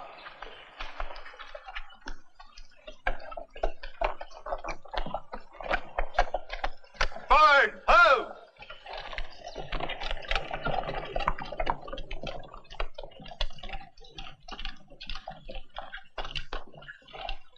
You think they'll gallop all the way to New Mexico? No. That sergeant will finally convince that shave-tail that he's been had. Well, forward, Marshal. We attack the Forks within the hour. You still got that soldier suit? Right here. I was just thinking, don't look like Earp's coming. We still got the soldiers and Indians after us. Sammy, listen to this. Yeah? We've got to scatter again. Maybe it'd be a good idea for Dick to put on his soldier suit and join the army. You mean start them after the Indians? Oh, I don't know, Rube. It'd be easy. You've been in the cavalry. Just pretend you're from the agency with word that a pack of Cheyenne have jumped the reservation. Slick idea, Roof. That'll get them both off our trail. Well, all right, but when do we join up again? Over the line in Bracos. And then we double back and dig up the money, eh? That's it, but I... Injun! Pack of Cheyenne heading toward us, about 8 miles south. How many? Looks like around 20. Any of you boys here done anything to the Indians lately? No. Not me. And they can't be looking for anybody here. All right, relax. Reservation jumpers, I reckon. No, probably. Relax, boys.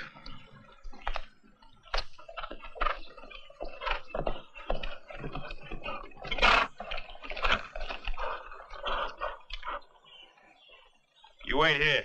Wyatt, I'm the one who should go in. Some hoodlum's bound to spot you. You've thrown too many of them in jail. All right, I'll match you for it. All right. You're matching me. That's right. What do you got? Tails, I win. All right, that's the deal. What's your story? I tell him I'm a Texas lone wolfer running from the Rangers. Tell him I saw a cavalry detachment headed west and north of camp. They asked me about the wagon train holdup. I'm scared, aim to keep running. Well, that's plausible. If you're not back in an hour, I'm going in. You better make it an hour and a half. No, 1 hour. Now go on, good luck.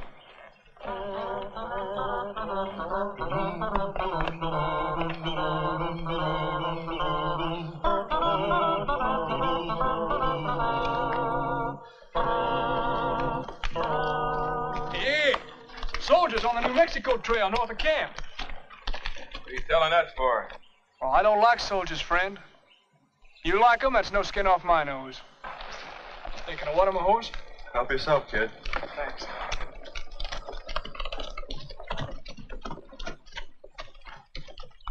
Dick.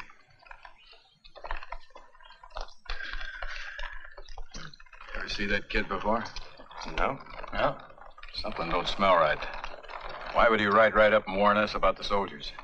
Well, he saw we were going to quit camp, Rube. Come on, let's pull out of here. No. Hold it right here.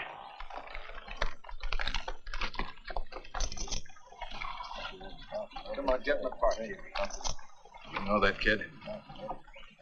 No, I've never seen him before. Let's ask him some questions. All right. Lift him. Take his gun, Drango. Rube here wants to ask you something, kid. Go ahead. You know Wyatt Earp or Bat Masterson? I heard of him. Why? Masterson's just about your age. There's plenty of fellows just about my age. Look, I'm on the run. I saw a cavalry detachment on the trail, so I told him and his pals as a favor. What's the idea of getting tough? Rube's on the run himself. He's a mite nervous, that's all. Just do me a favor, Drango. Hold this kid for about an hour. You calling me a John Law? Give me my gun. That's enough. Hit the trail, Ruth. I'll give the kid time to simmer down. Thanks, Drango.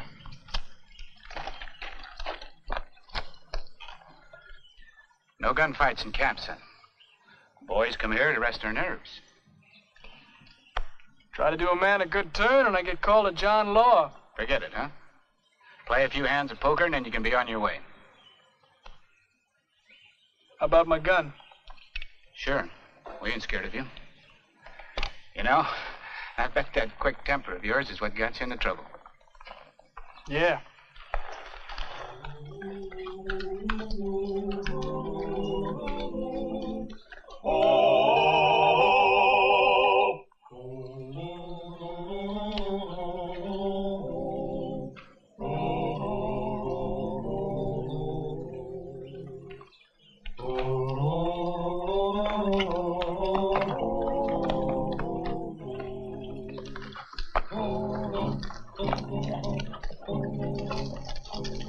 Tell the soldiers all about the engines.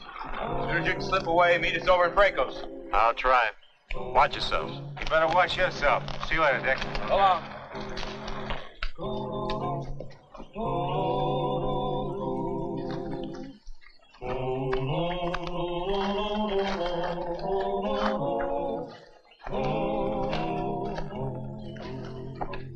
Everybody in?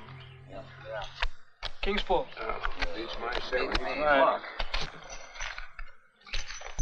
Well, I gotta be traveling. I wouldn't go yet, kid. You've won a lot of money. Never quit a big winner, kid. Stick around. A couple more hands, then.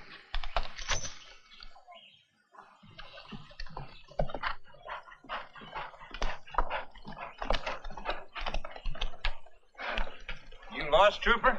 Well, sir, kind of. I'm trying to find Lieutenant Matthews' detachment. Got a message for him. Well, he's traveling north and west. Tell you what, you take that trail there about 5 miles to the Big Rock, and, well, you either be there ahead of him or you'll run into him. Thank you, sir. Thanks very much. Oh.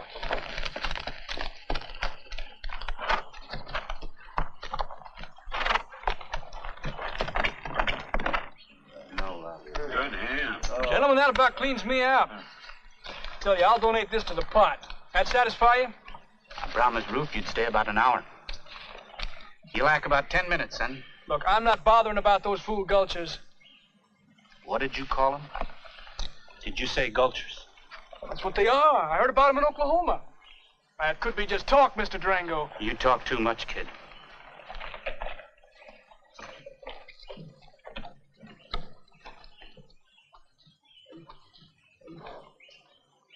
Oh, you gabby little squirts. What you been doing? I told you to meet me at the Muddy Springs an hour ago. Look what time it is. Oh, I'm sorry, Gus. I was playing cards with these fellas here. I ought to give you a good pistol whip, and that's what I'll do. Oh, you just try it. Shut up! No fighting in this camp. Well, he needs a good pistol whipping. I sprung him loose from a ranger lockup because it was kin to me. But he ain't nothing but a big-headed, sassy squid. You two don't bring your troubles here. Now get on your horse and get. Yes, sir. But you don't follow me, Gus. Who needs to follow you? You go and get out of here. Not you.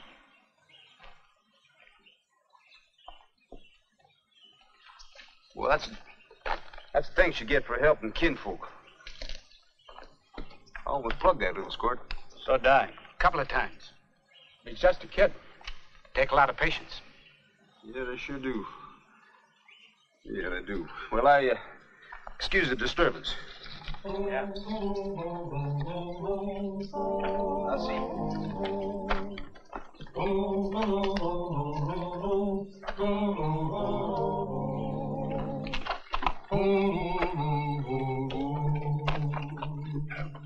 You're quite an actor. Well, that was too close for comfort. Pretty good yourself. Are any of the gulchers there? Yeah, all three of them.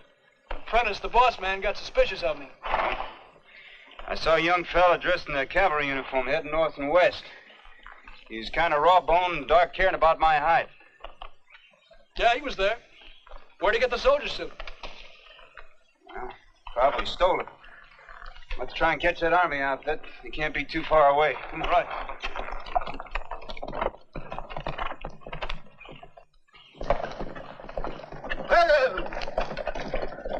Dismount! 10-minute rest. This isn't anywhere near the Forks. No, sir. I think we're on the wrong trail. You mean those cattlemen lied to us? Yes, sir. They could have been road agents themselves. Then why didn't you say so? The lieutenant is in command, sir. Well, let's see where we are. We've ridden about 12 miles, almost due west.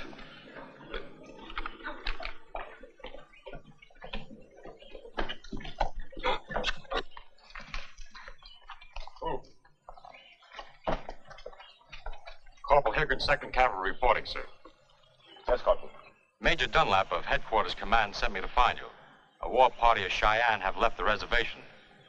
Headquarters has a report that they may be across the Cimarron. Very well. My orders. No written orders, sir. Why not? Well, Major Dunlap ain't an academy graduate, sir. He usually gives verbal orders. He just said to tell you to find the engines and escort them back to the reservation. It's highly irregular. Takes me away from my mission. To arrest 4 robbers. Well, you'll have to wait. Sergeant? Yes, sir? We'd better move south to the Cimarron. Corporal, you familiar with these trails? I know the shortest way to the river, sir. Good. You'll act as guide. Attention! Prepare to mount. Mount!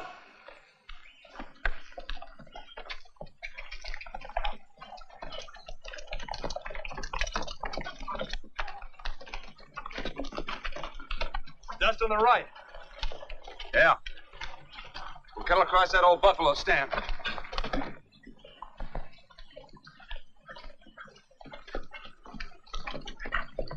Up!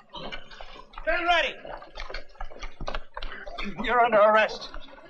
Take your hands off me. I'm in uniform and underarms. You weigh underarms. What's the meaning of this? This man's wearing a stolen uniform and he's wanted for murder. These men must be drunk, Lieutenant. I don't drink. I'm Marshal Earp of Dodge City, and this is Sheriff Masterson. Oh, indeed. These are the men that gave us the false direction, Sergeant. Take your hands off Corporal Higgins. My star, Lieutenant. I'm also U.S. Deputy Marshal. Anyone can steal a star. I order you to release the corporal. This man's a dry gulcher. I saw him with 2 of his friends in an outlaw camp at the Forks less than an hour ago, and he wasn't wearing a uniform then. Sergeant, arrest these men. I'll need help, sir. No, you won't. We don't fight with the Army. Even with a lieutenant like this one? That's enough. Surrender your weapons. On what charge? Assaulting a soldier on duty would be my guess. Come on, give me your gun.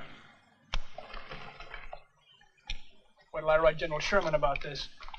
Would you be good enough to give me your name? Lieutenant Gerald Matthey, if it's any of your business. Sergeant, take these men to the rear of the column. Corporal Higgins? Yes, sir. You'll continue to act as guide. My detachment is hunting a band of renegade Indians. If they resist us, you men will be moved out of range. I suggest you move your men out of range, too. What's that? Young Wolf has twice as many guns. They'll slaughter you. Take these men to the rear. Squaw men, I'd guess. Indians must have sent them to slow us up. We'll keep alert, Corporal. Take your DeVoe. Single file.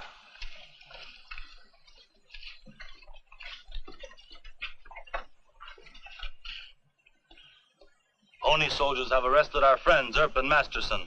And we take them from the soldiers? Yes. Let the jaw.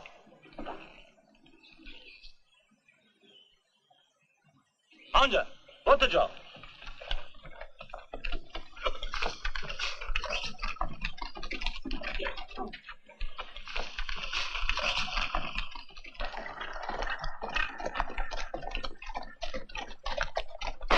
Up!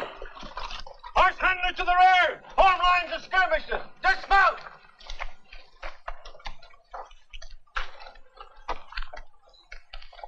Now, weren't you ordered to take us out of range? This is just a false alarm. Young Wolf doesn't fire at soldiers for fun. He means it. Young Wolf, then you were Here he serious. comes. Hey, you're prisoners. Hold your fire. I am Young Wolf. Young Wolf, eh? And what are you doing off the reservation with a rifle?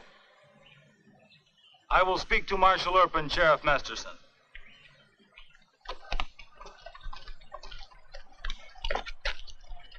Pony soldiers take you. Yes, but they made a mistake. The lieutenant is new. That's one of the dry gulches, that corporal. No. All right, kill him now, Mr. Earp. No. The law will hang him. Sergeant, disarm this Indian. Better not, sir. What? Young Wolf has enough men to whip us, otherwise he wouldn't have come into powwow. I was wrong in advising the lieutenant to arrest Mr. Earp and Mr. Masterson. If these men are what they claim to be, they have no business being friendly with Indians. I am not intimidated by threat of Indian ambush. I order you to arrest this man. Don't be a fool, Matthew. You let anybody lay hands on Young Wolf and you'll get a volley from Winchesters that'll knock out this whole column. I'm in command here. Before you do that, sir, listen to your sergeant. The lieutenant is forgetting Corporal Higgins. I think you should put him in arrest and let Marshal Earp talk to Young Wolf. Very well. Arrest Higgins. Yes, sir. Mr. Earp, you will talk to the Indian. You'll tell him that it's my duty to escort him and his men back to the reservation. I don't care what strength he has. I'll do my best to do my duty. Yes, sir.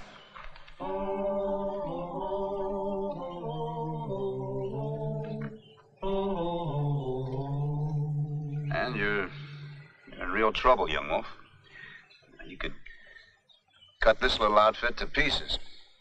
But the Army'd send a half a regiment after you. What about Gulcher? Well, I think I can make a deal with the lieutenant. You agree to go back to the reservation, and he agrees to surrender that man to me. Then you hang him. Mr. Brother's death must be repaid. Well, not right now. I've already got one of them in jail. This one will make two. I want all four of them to hang. Mr. Brother was my friend. He was your blood brother. I don't forget that. They'll all hang from the same gallows, Young Wolf. I must watch. Yes. Good. Wait here. And if I'm not Corporal Higgins, who am I? Earp's got no evidence. He and his Indian pal are trying to frame me. We'll see. Yes? Lieutenant, Young Wolf promises to return to the reservation if you'll surrender this fake corporal to me. Have you any proof that he's a fake? Sheriff Masterson identified him as being with two other gulches at the Forks. It's his word against mine. I don't see any Indians. Young Wolf could be bluffing.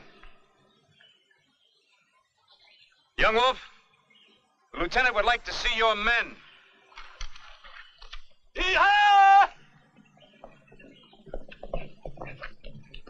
Giacomo! Giacomo!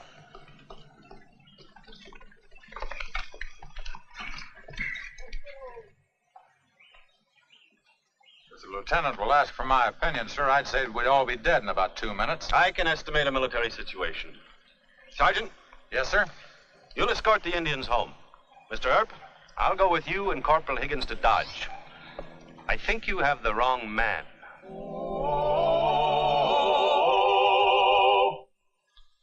And I should be hearing from Major Dunlap, of 2nd Cavalry Headquarters.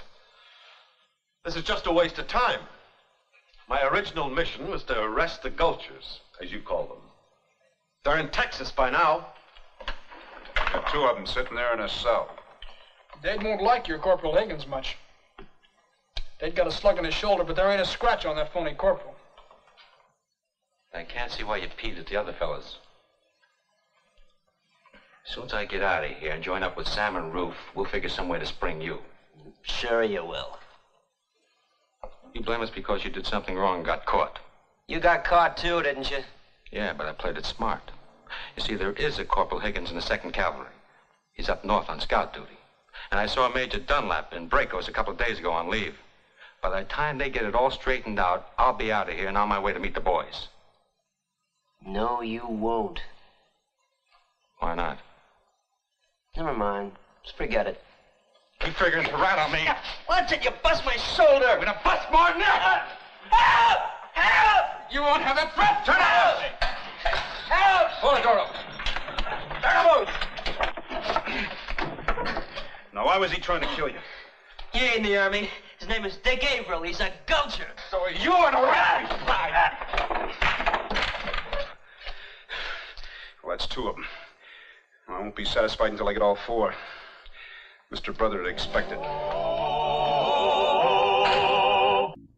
Marshal Wyatt Earp had caught two of the four notorious dry gulchers who murdered his Indian friend, Mr. Brother. But the other two, Sam Wilson and Rufe Prentice, had escaped across the Kansas line to a hideout in North Texas. Wyatt now faced the problem of capturing these crafty fugitives and bringing them to justice. Marshal Earp, what's the charge against these men? They murdered Mr. Brother, tried to kill Mr. Cousin. Prove it. Silence. In the absence of the district attorney, this court will hear such evidence as you can now present, Mr. Earp. Mr. Cousin, will you please take the stand? You swear to tell the truth, whole truth, nothing but the truth? Huh. Now, Mr. Cousin, you and Mr. Brother were ambushed by four men on the trail south of Dodge 1 week ago today, is that correct? True. Do you recognize any of the four men as being here in the courtroom? Yes. Him. Your Honor, this is Mr. Richard Averill. Did you see him at the ambush? No. I only recognize Mr. Averill and another man, close enough to remember faces. Well, that lets me out then, don't it? Sit down.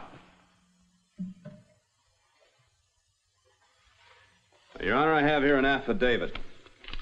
Lieutenant Gerald Matthew, 2nd United States Cavalry. The lieutenant was with me and Sheriff Masterson in the city jail when Dade here accused Averill of being one of the four gulchers. Averill had just attacked Dade and was trying to choke him to death. Your Honor, I ask the court to affirm the charge of murder in the first degree, to hold these men without bond.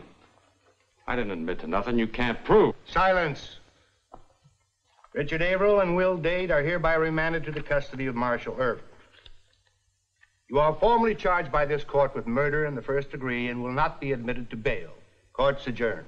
Let's go.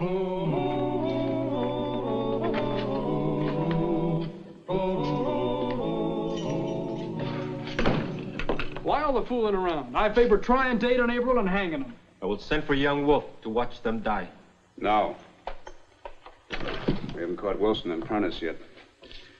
Four, Mr. Cousin, four. It might take a long time to catch the others. It could take years. Texas is a big state. Well, Lieutenant Matthew gave us a good tip. Wilson and Prentice are hiding out near Bracos. They got lots of running room. Well, I don't intend to chase hoolums all over the state of Texas, Mr. Masterson. What else? Well, we'll take Mr. Averill with us down to Bracos. And we'll pass the word that we're on our way to turn him over to the Rangers. I think Wilson and Prentice will try to rescue their pal. With how many guns? It's too much risk, Mr. Earp. They may kill you and turn Averill loose. Why aren't you losing your common sense over this thing? Well, we won't be alone down there. I wired Captain Langley of the Rangers to meet us with some of his men. Well, that's different. I do not trust Rangers. It's a bad plan. I'm sorry. Mr. Cousin. Leave him alone. He still has pain from the bullets. Don't argue with him. Well, you could be right. What if there's a slip-up and the Rangers don't meet us? Well, Mr. Masterson, things go wrong with the best plans. If you have a better one, let's hear it. If I had a better one, you'd have heard it. Well, there's no law that says you have to go with me, you know. I like Texas. Hey, don't you have to get Judge Tobin's permission on taking Averill? Well, legally, yeah, but if I forget to ask him, he won't have to say no. Now, we're going to need plenty of extra bandoliers of ammunition. Here, start loading. Bandoliers? That's right. You've never worked with a ranger like Captain Langley. He and those Johnny Rebs throw lead around so fast they run out of ammunition right in the middle of a fight. Come on, start loading.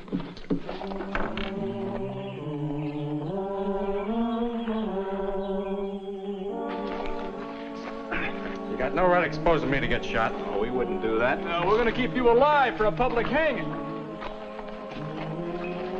Hold it. Here we are.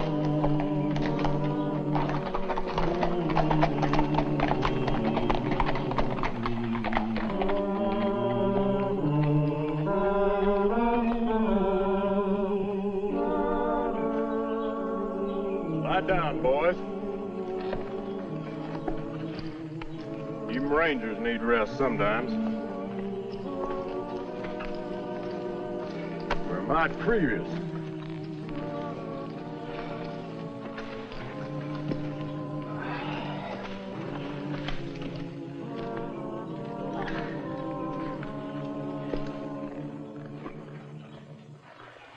You reckon that Earp will show and break us, Captain? Earp says he'll be someplace. He'll be there. It don't seem right exactly, Captain. Us working with a Kansas Yankee. Nope, it don't. Matter of fact, my first impulse was to tell Earp to go chase his own criminals. Why didn't you, Captain? Well, Earp shared his ammunition with me and Sergeant Rive in that fight on the Breakers Creek. And coming from a Yankee, that's a mighty rare favor. But the main reason is the state of Texas wants that Gulcher outfit almost as bad as Earp. Colonel Fitzhugh Ashington sent me a letter from the governor about it. Never did read that letter. Finally lost it somewhere. But the colonel gave me the gist of the governor's thoughts. What we got against the Gulchers? They stole some Texas mail off on a wagon train. Texas mail?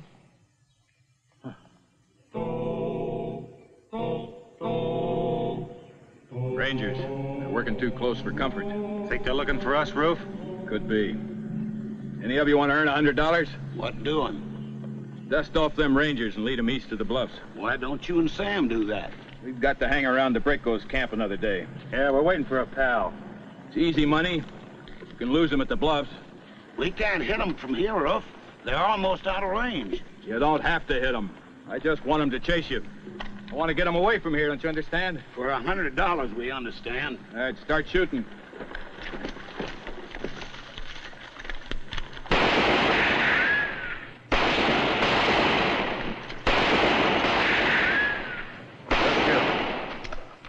Here they come.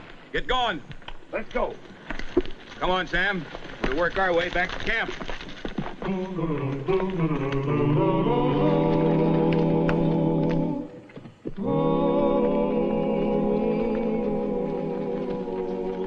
Some men were here.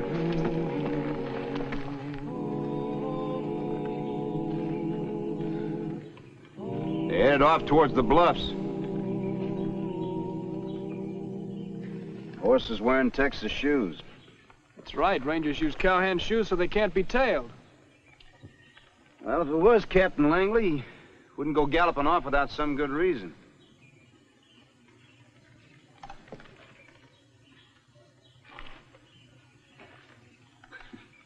It was the captain, all right.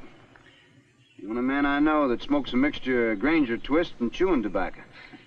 Maybe he jumped the Gulchers. You know, you should be working for the Pinkertons. Well, no sense in going into Braco's until we meet up with Langley. Headed for the bluffs. It can't be too far away. You got no right landing me in the middle of a gunfight. Shut up. Come on.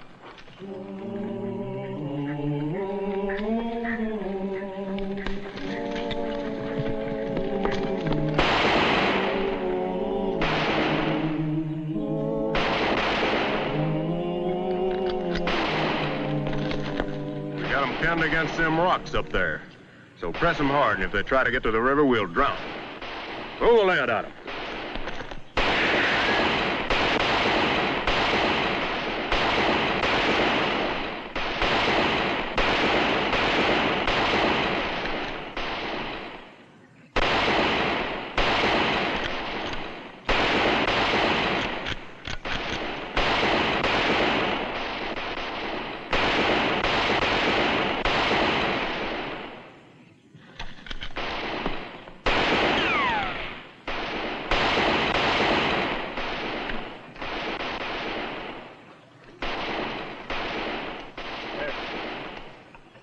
Stay here and watch him.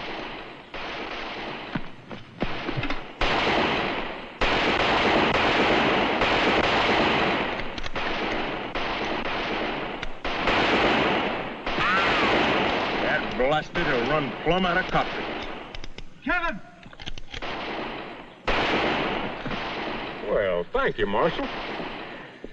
Here, load this one. Let me use yours. Oh, it's got a long barrel on it, ain't it? Yep.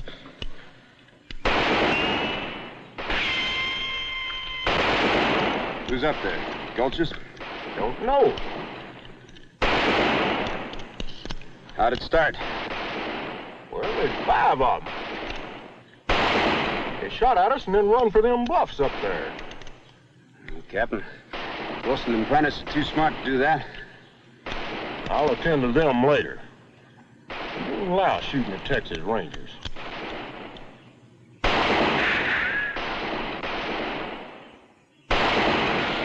All hold up there in the bluffs.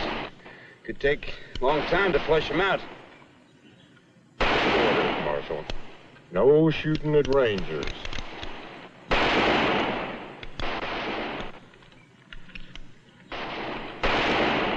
You going along in to break us. We'll be in before sundown. All right. I think you scared the Gulchers into running. You come on in as soon as you can, here? We'll have them all killed inside of an hour. All right.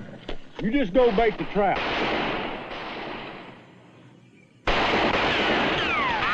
Captain Langley's trying to smoke out some hoodlums that shot at him. Why don't we help him? Oh, gotta get in a break, though, so those Gulchers might run on us. They're probably 300 miles into Texas by now. Well, I sure hope not, Mr. Averill. That'll be a long ride for you.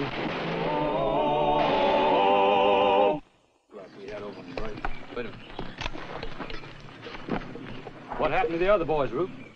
Rangers chased us and we had to scatter. No grief, Danny. They got away. Be circling back here as soon as it's safe. Good. How many of you went into Bracos? Just a Cantrell kid. We sent him after grub. Tell the rest of them to stick close to camp. I don't rest easy with Rangers even 50 miles off. Right. Want some coffee? Sure.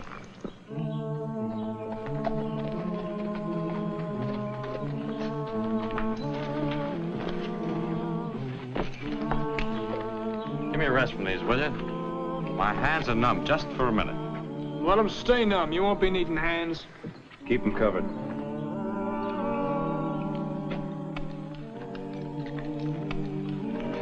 Thanks.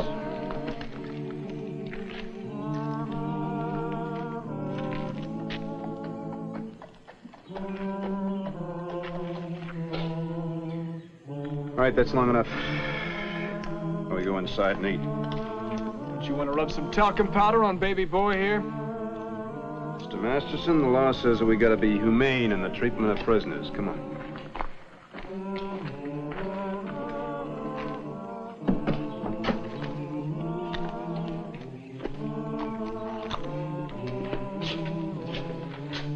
Sit down. Can we get some food? Oh, sure. These walls are pretty thin. Yeah. What's it going to be, gents? Steak and eggs or ham and eggs? Steak. Ham for me. Sam. How is he going to cut steak with them cuffs on? We feed him little teensy bits. Any more questions? Oh, no, sir. Do we just have to make a fight here? It'll take a while for the word that Mr. Abel's here to reach Wilson and Prentice. Captain Langley doesn't show up, why, we'll mosey along and find ourselves a nice little bushwhack stand. We'll let you pick it out, Averill. You've had a lot of experience. You men are stupid. My pals ain't coming for me. And we'll go after him. All the way to the Rio Grande. I ain't a bit worried. Watch it. That's close enough. Take him! Hold it, Averill! Sit down. I killed mine. Why didn't you kill yours? He's bleeding bad. I'll take care of him. Where's the nearest doctor? Temple City, about 15 miles. There's none in Bracos? Went back east to 77. You ain't still going to eat, are you? Why not? Go get it. Yes, sir. These friends of yours? Never mind, we'll get even. Well, you try it. You take off those cuffs and give him one of your guns. Mr. Masterson, I think you're a bit nervous. You better get yourself a drink. You should have killed your man. What do we do now? Stay here and get a drink.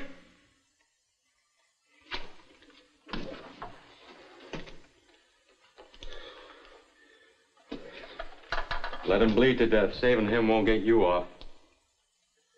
Mr. Averill, I'm a bit nervous, too. One more remark out of you and you're going to lose some teeth. You got a couch here? Yes, sir. There's one in the back room. Give me a hand. Yes, sir.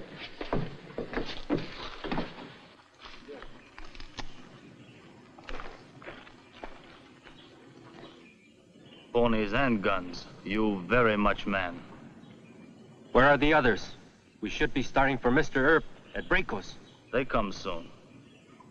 You think it is easy to jump reservation?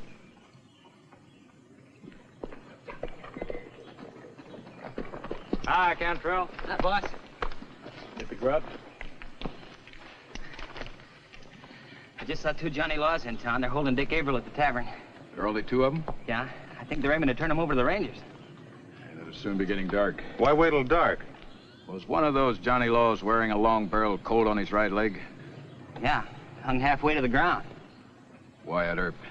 The other one is probably Bat Masterson. But there's more of us, Roof. Now we'll play it smart. Gus. Yeah, Roof. Tell Griscom to get the horses saddled.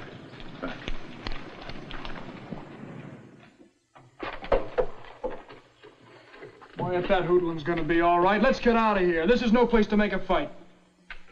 Let's give Captain Langley and his men a little more time. You boys hanging around here while everybody's gone to Texas. Well, I kind of doubt that, Mr. Averill.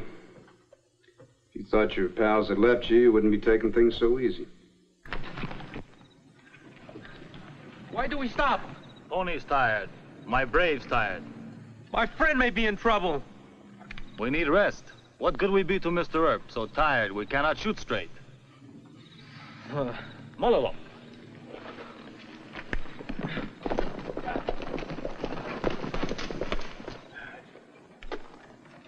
The place only has 3 rooms. Bar, kitchen, and a back room, right? Yeah. If Earp is still there, he'll have Dick in that back room. Well, we can't wait any longer. Let's move out. It's about time. You go get the horses and bring them to the back door.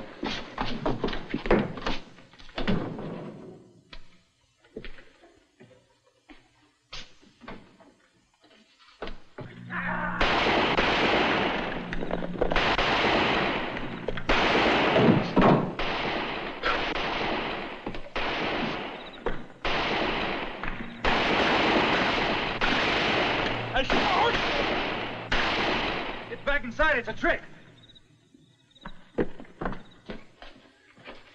They busted in here while the shooting was going on back and took your man. They said anybody come out the front or the back in the next 10 minutes, get their head blowed off. Well, Mr. Masterson, I should be real proud of myself. I let them break in here and steal my prisoner right out from underneath my nose. We'll be lucky to find our horses. It's too bad they didn't take him with them.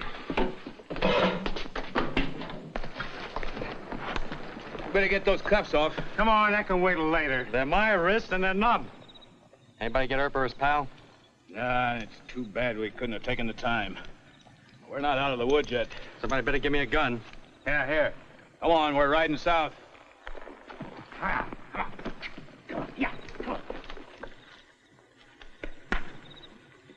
Don't say I didn't tell you.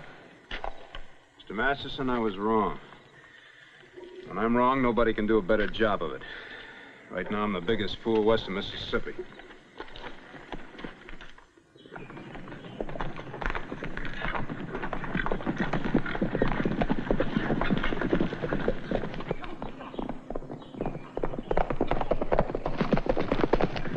I see 3 men. Might be gulchers.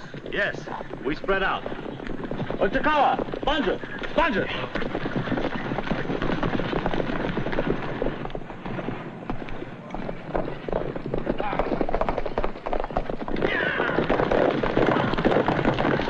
Engine, maybe we better head back towards Bracos. Sure, and run into Earp or maybe some Rangers. We'll fan out and run right through them. Right. Every man for himself. Here, come on, go. Yeah.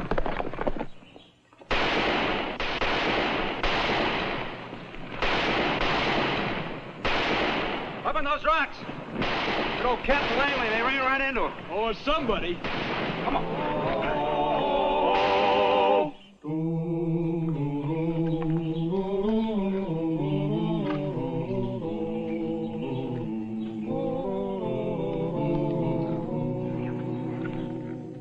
We caught these two.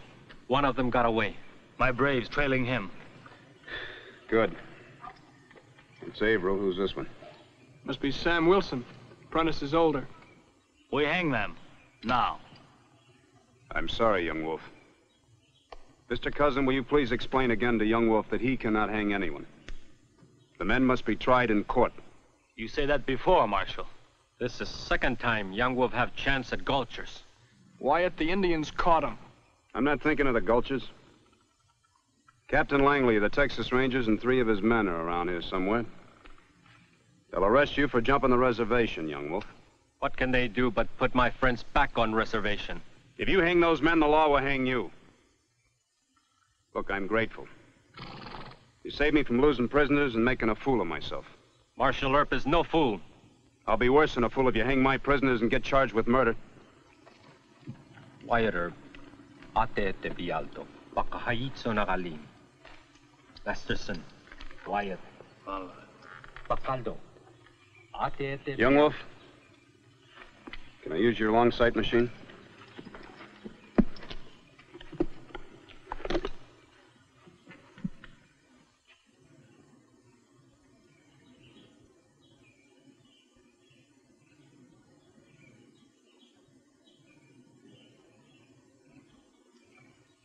Rangers, look for yourself.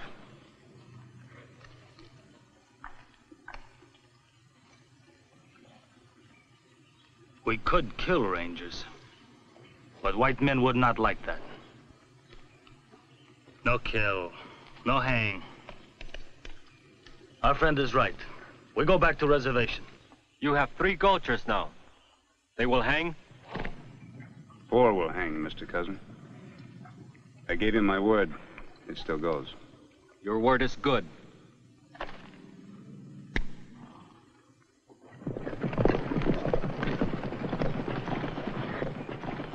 Blast it all, Earp. Where you been?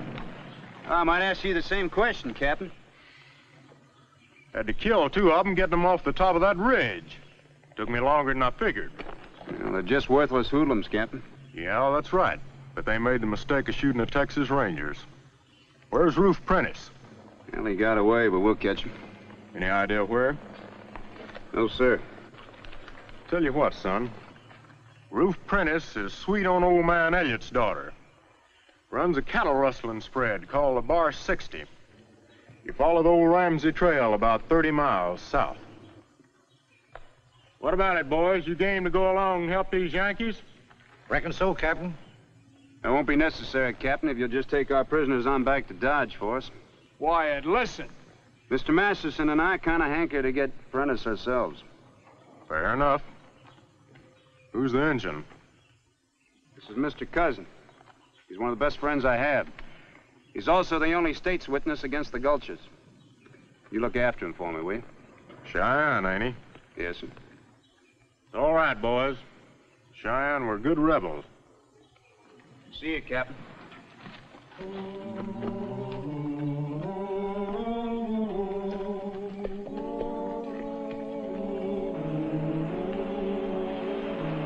Wyatt?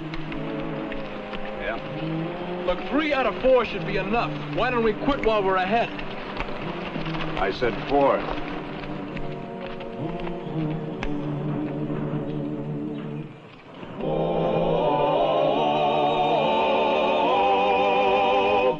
Well, he cleaned up the country, the old Wild West country. He made law and order prevail. And none can deny it, the legend of Wyatt forever will live on the trail.